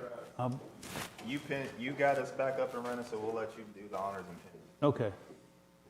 I'm gonna pin you first, Mickey. Is that fair enough? So, are you going to, you're not gonna bleed on me, are you? No, sir. I understand that. I got K. We're good. Are you ready? You got a few first responders. We'll stop the bleeding. Yep, absolutely. I'm gonna have to. You're gonna have to forgive me here. You're so tall and I'm so short. I need a, Justin, we got a two-step around here, ladder somewhere. Let me do this here. Yeah, Put this one in here. Let me do it. God dang it. No, this is It's all right, Judge. Here you go. Keep on trucking. I got it. No, I got it right here. I got it. Yeah, there you go. I'm gonna put it right up here where I can get hold of it. Right here.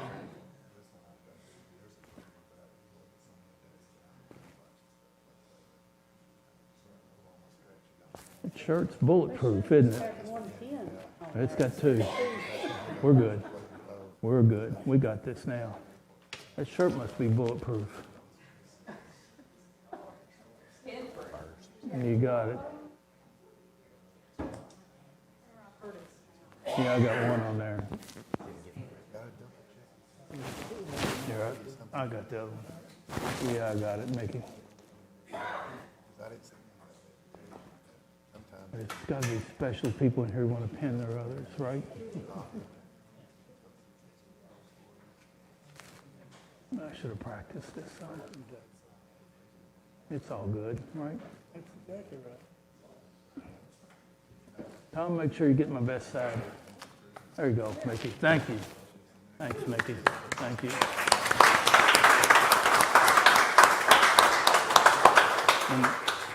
Once you get your picture, just hang to the side. Yeah, and if anybody's got somebody special they want to pin them, please come up here, okay? All right. Who do we want to do All right, next? I guess next is me. Okay, I'll do you. We'll just do one pin, make it simple. You got it. Thank you. Because now I do need a two-step. Here, now give me that. I got this now. A little bit of practice went a long ways. There you go. Thank you. Yeah. Thanks, Michael. Thank you all for If what we you get do. Ethan, Ethan? if the Yep. deputy. There you go. Who wants to pin him? You got somebody special? Okay. Okay, so we got two here. So what's going on? Help me here. All right. Because one goes on each collar, right? Yes, sir. All right. Sometimes it has damage, sometimes it has Absolutely. Where I used to work, they called everything with Jerry's height, all the pipes and stuff.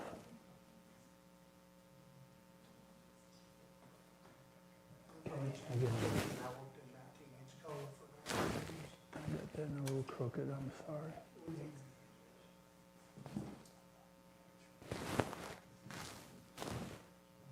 Silver, cute. Oops, I did, you caught it. You're a good man. Here, I got it, thanks.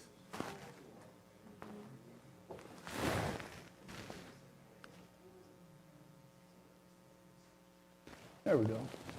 Very good, thank you, here you go. There you go.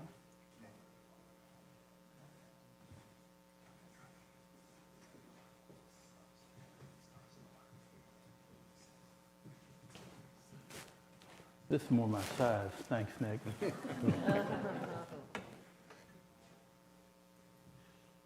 good care of them. Thanks for the prayers. I need them.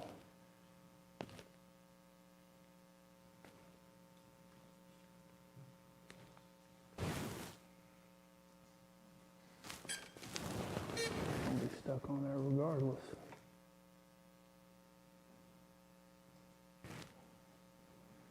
The best one I did.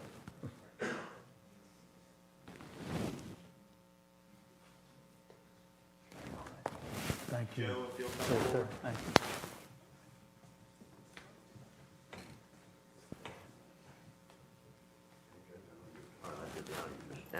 Oh, you're a good man. You don't care what anybody says about me, do you? No.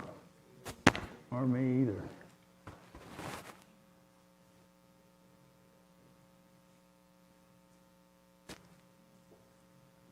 Wish my hands work better. Thanks, Joe. Thank you for everything, all you've done. I got it. There you go.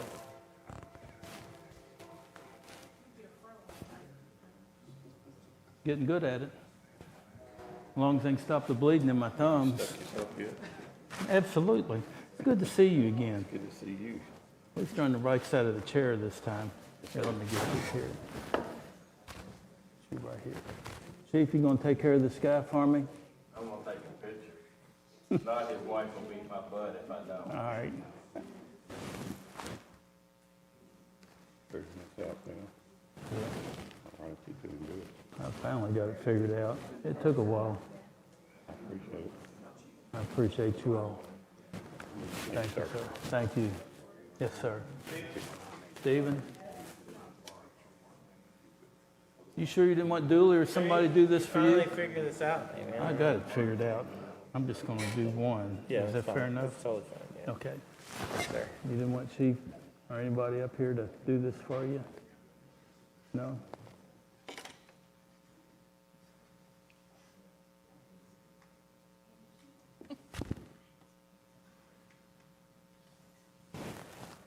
It's gonna look like at least the crosses are gold and not red.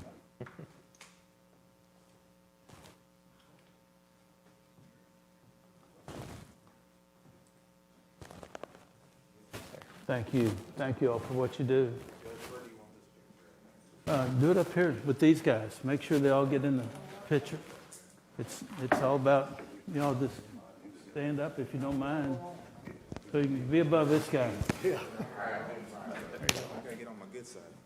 Now, which one of y'all is the most, longest winded prayer, I guess? We talk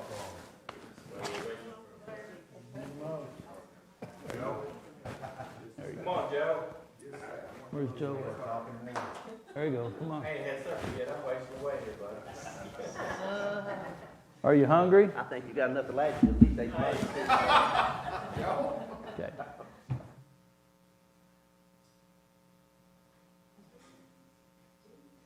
Y'all say better chatter.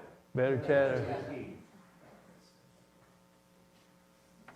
Thank you, sir. Again, thank you all. Thank you all so much. Thank you for what you do. And ask her to text me her number, and I'll text it to her, that was taking the pictures. Thank you. Right here, walking. Yeah, I was trying to give her my card, and I was gonna give her some pictures. Okay. Oh, Charlie's still here.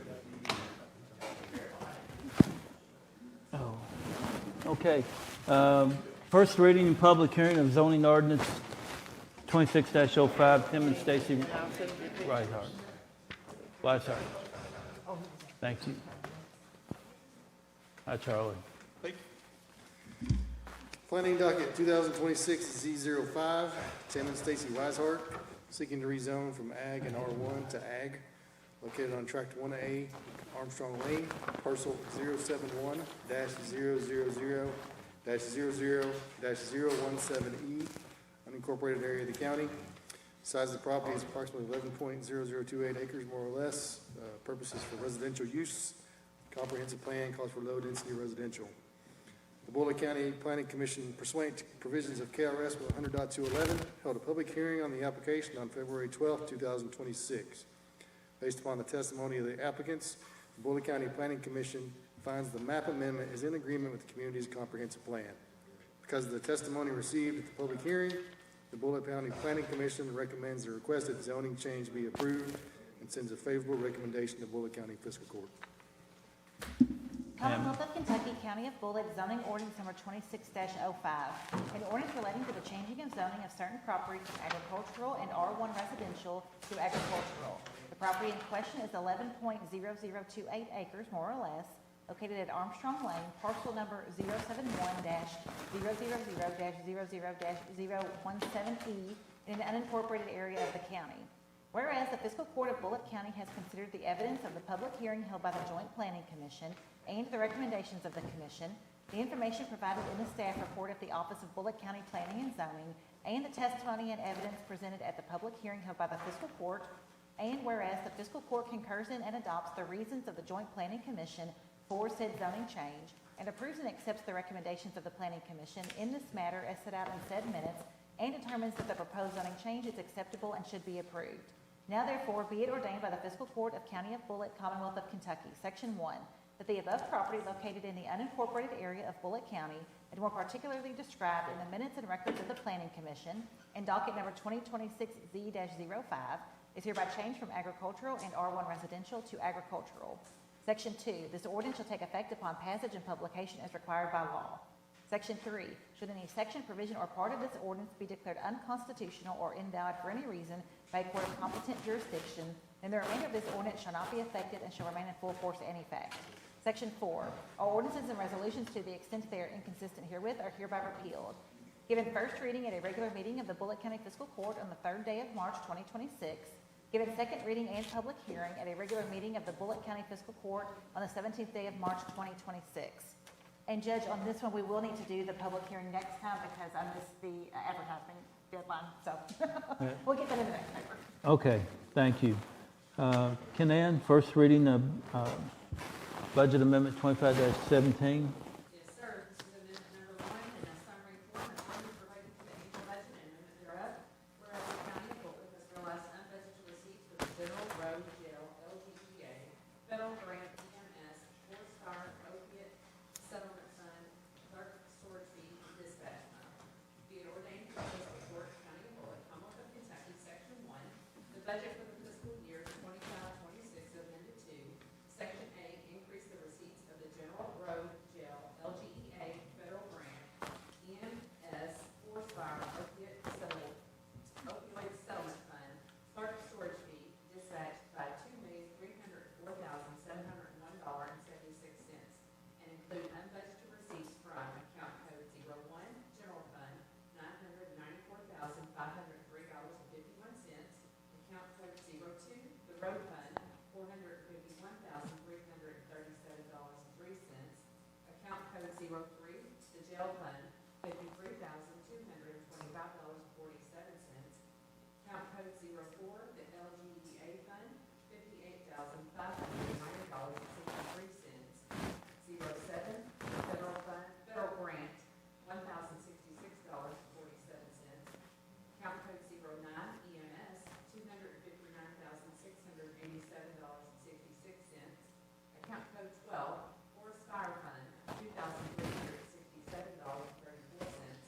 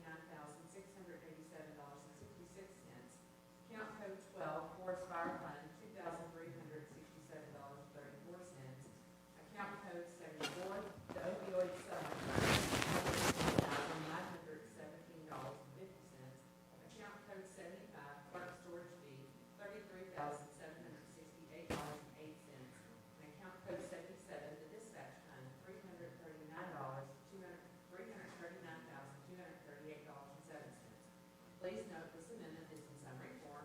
However, you may request to view the amendment in its entirety in the county treasurer's office during normal business hours, Monday through Friday, 8 a.m. to 4 p.m. Page 2, Section 2, the amount of adjusting the receipts and expenditures in Section 1 are for governmental purposes, and it requires no action at this time. Yep. Thank you. Thank you, Canan. New hires and promotions, we have 2 paramedics, 1 part-time, and that's all right, Janice? Yeah, absolutely. Miss Kristen Nedrow, part-time paramedic position, hourly rate of $27 an hour, effective March 11. And then EMS would like to hire Douglas Varney, a full-time paramedic position with an hourly rate of $27 an hour, effective March 11, 2026. And I'm going to put that in the form of a motion. Could she tell us about these 2 people that they're hiring? Sure. She wants to hear about them. What I know is that Kristen is, she's a firefighter with Shep Fire. So she is a Chief with firefighter with Shepherdsville Shep Fire. Shepherdsville Fire Department. Yeah. And so she's also a paramedic though. And so she wanted to come on to EMS to get some more EMS experience. Right. To help us out. And then Douglas Varney is a full-time paramedic. I think he's down in Greene County. So he's gonna be driving a little bit, but he wants to come up here because the pay is obviously a little bit, much more better than it is down that way, so. Right. So he's coming from Greene County? Yeah. Yeah. And do you know how long they've been paramedics? Kristen's been there quite a while. Yeah. She's they're regulated under 6. Shepherdsville has 1, 2, 3, or 4 paramedics now. And what they can do, Kristen is really active in, she drives fire truck, the whole 9 yards. She's worked with us quite a bit, and she precepts with us as well. So she's wanting to get more hands-on because Shepherdsville can't transfer. And that's where they get all their experiences when they're taking care of the patient and are a lot more, I do know about her quite handsomely. So, okay. Mr. Varney, I think he'd have been a paramedic for probably like 8 years. I think he told me he was in EMS for like 15 years, so he comes with. Got quite a bit of Correct. experience. So I'll second that motion. Okay, any other discussion? Good question, Vera. Thank you. Hearing none, Sam, call the roll, please. Sanders. Yes. Logston. Yes. Johnson. Yes. Clanwell. Yes. Judge Summers. Yes. Motion carried. Okay. You want to start, Brian? Have Sure. anything? So I don't have anything more than kind of about the fatal rate there. All right. But I'm kind of under the same impression, you know, when you see these restrictions, you think if that's restricted, that has to happen. But I would like, when we're looking at these regulations or if there's something we can do as far as, we got plenty of time to look at it. Right. But something that we can do where these have to happen. I know we don't have control over 44, but we can put it where if it's a restriction, it has to happen before anything ever happens as far as construction or development. Yeah. That's what I'd like to see. Yeah, absolutely. And the same thing, to help you a little bit, same thing happened to us on 61 subdivision down there. They were supposed to have a means of egress and ingress. When they bounced into the city, KYTC didn't approve it. It's a real bad curve right there. Dead man's curve is what we always called it, because they moved all the gas lines back and bought more easement from those folks to put the gas lines back, the stand-ups, to where they wouldn't get knocked off. But I just, kind of what I thought, you know, like where the paintball is at Watergate and the new development where it's going to have the townhomes. Sure. There's only, what, a half a mile? Right. Quarter mile? Yeah. If that had turning lanes and this had turning lanes, it wouldn't take much. for them to Absolutely. widen that. Yep. Like, I'm trying to figure out how to get 44 wide and just a piece at a time, even if that's all we can do. yep, It's got Johnny Cash build his car. yep. That's But if what we- anything else, if anything else, to get a response from, to know, because there's still a lot of rumors circulating, whether they are, whether they're not, and then this comment about the owner said, don't think it's gonna happen. You know, we do need to, maybe that some of that responsibility falls with the follow up and see if they're gonna do it or not gonna do it, you know. before Yep. they start construction. Or even in this case, you know, we don't know if it's gonna happen or not happen, it sounds like, so it would be nice to Right. maybe. Up to the discretion of the Kentucky Department of Transportation. But after we made that motion and we approved that moving forward, you know, we just assume it's gonna take place or hope it does. It'd be nice to say, to at least get an answer from them and say, look, we've evaluated this and we're not gonna do anything, so that we know, or you know what, we're still considering that. So they might still be in the consideration phase, or they may not even, they may not even know. I mean, how do I know that when we approve that, Charlie, does the state, does the developer take that to the state, or they have to ask them? Do we have to get, you know, does that make sense? Yeah, they have to get an encroachment permit for whoever owns the road, whether it's county road, state road, Right. city road. They have to get an encroachment permit from them, and I get a approved permit from that entity that says this is what you're doing. But my question, I guess, is we made those recommendations. Restrictions. And we made those deed restrictions, but as a developer, is there any oversight to see if they even ask? Does the state even know about that, is my question. Does that make sense? Yes. We made those, but how do we know the developers even asked the state or even presented this to the state? They came and presented it to us. Don't they We have to- bought into it, and we're under the impression that they're gonna try to get it done, but how do we know they're even doing Don't it? they Is have there to- any oversight? Let you know if it was or wasn't? Yeah, they submitted a site plan, the original site plan that had the center entrance Center to entrance. KYTC, and KYTC did not approve that. Yeah. They approved, wanted to Where move it's at. it to the Watergate.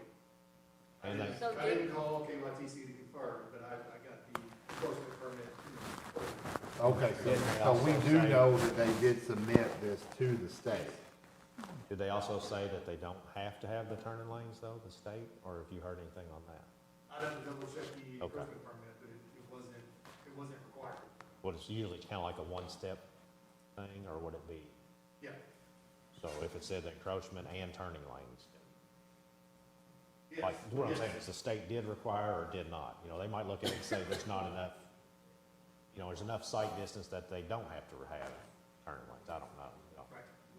And I think not knowing, or if we knew that they were gonna have to do that, it would make a difference also in our vote. Because now I'm gonna really question that Yeah. when I see that. Well, it's just a matter of tightening up this language. You drop off the if approved, say you have to do this, and if they don't approve it, then you don't have a project. Yep. If they refuse, because it's voluntary, they have to agree to accept those deed restrictions, and then you take that into consideration when you make your vote. But doesn't it have to go to the state? No. Not if we change the word. Not here. Change That's the the way word. it is. Right. And since they're looking at redoing the regs for planning and zoning, now is the time, because it hadn't been updated since, I think, '86. Is that right? But my question would be, like in this particular instance here, though, I would assume dirt was moving, construction was started before they got an answer, or would they have known before they ever moved dirt? They could have moved dirt before Like they started- got an encroachment permit. from Yeah. KYTC. See, I don't think they should be able to move dirt And until again, they you all get can that. place those Yeah, restrictions. that's a learning process, yeah. It's just, that's not one of them on this one. Okay. Well, Let me, I want to urge you as a citizen of Bullitt County, when it comes time to vote on planning and zoning matters, vote on what you know right then. Because if you vote to say, we'll give you the zoning if the state says something, you're voting on pie in the sky. Right. Know what, and so had you that night said, we will not approve an opening on the Highway 44, you have to put your opening on Foster Lane. State wouldn't have had any, you wouldn't have had to rely on what the state's largesse was, you would have been in control of that. Or, you're okay with them coming out on 44, one of the two. But to take it, and we approve it contingent on whatever, then there's a whole lot of having to come back, and it makes you know, so I would urge you to take and just look at it that way. And all these folks come in here on planning and zoning, and they wanna tell you they've got their nice pretty prints of everything that looks, that's all pie in the sky. Right. That means nothing. Unless it's a Because restriction. the zoning is the zoning, Right. so.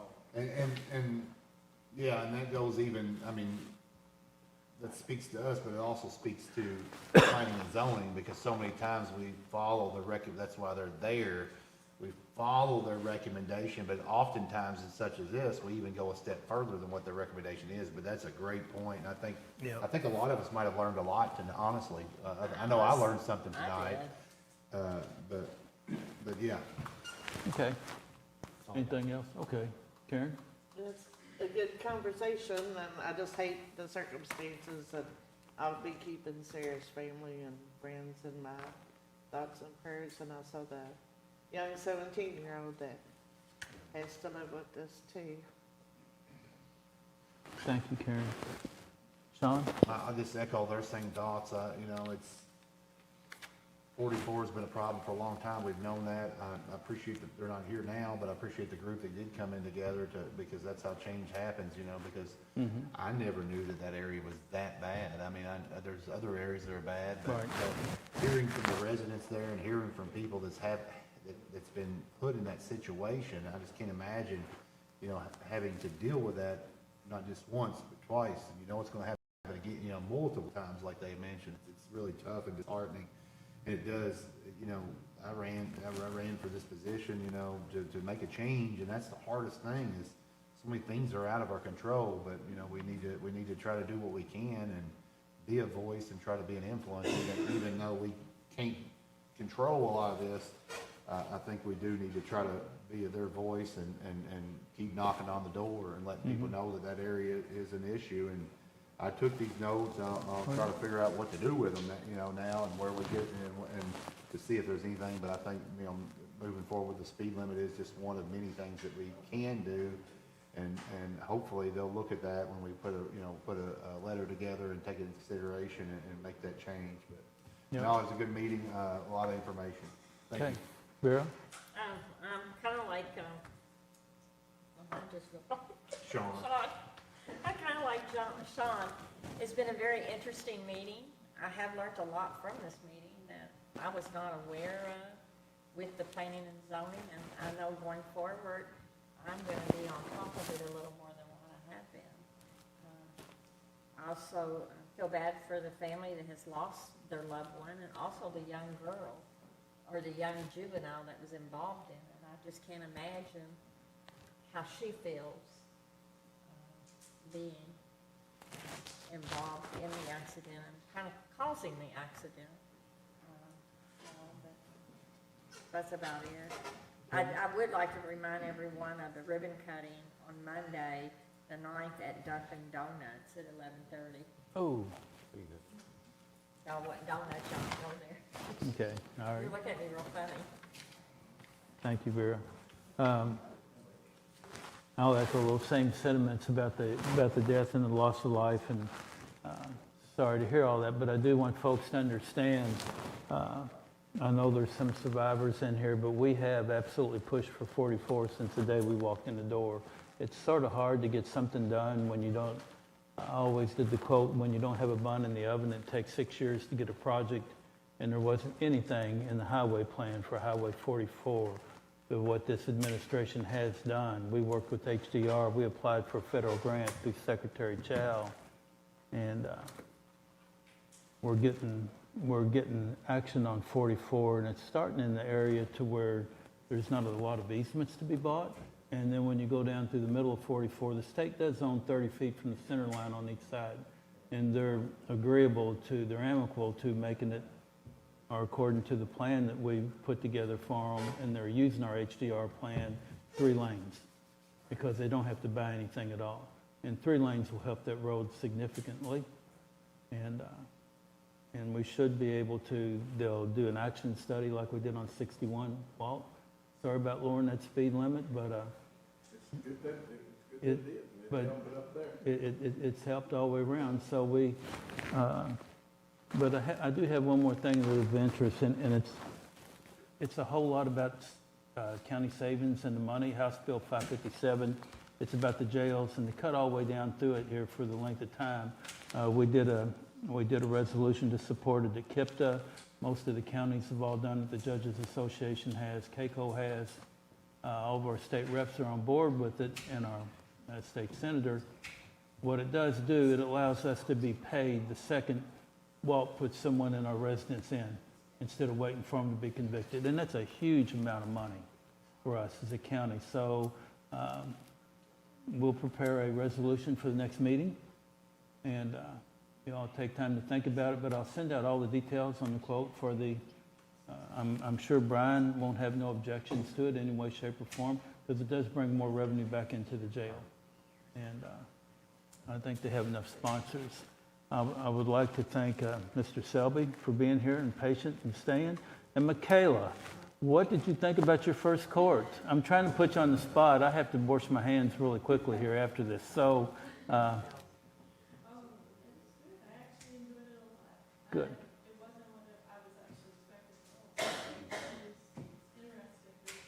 I'll take you to a planning and zoning meeting, we'll see what you say about that. There you go.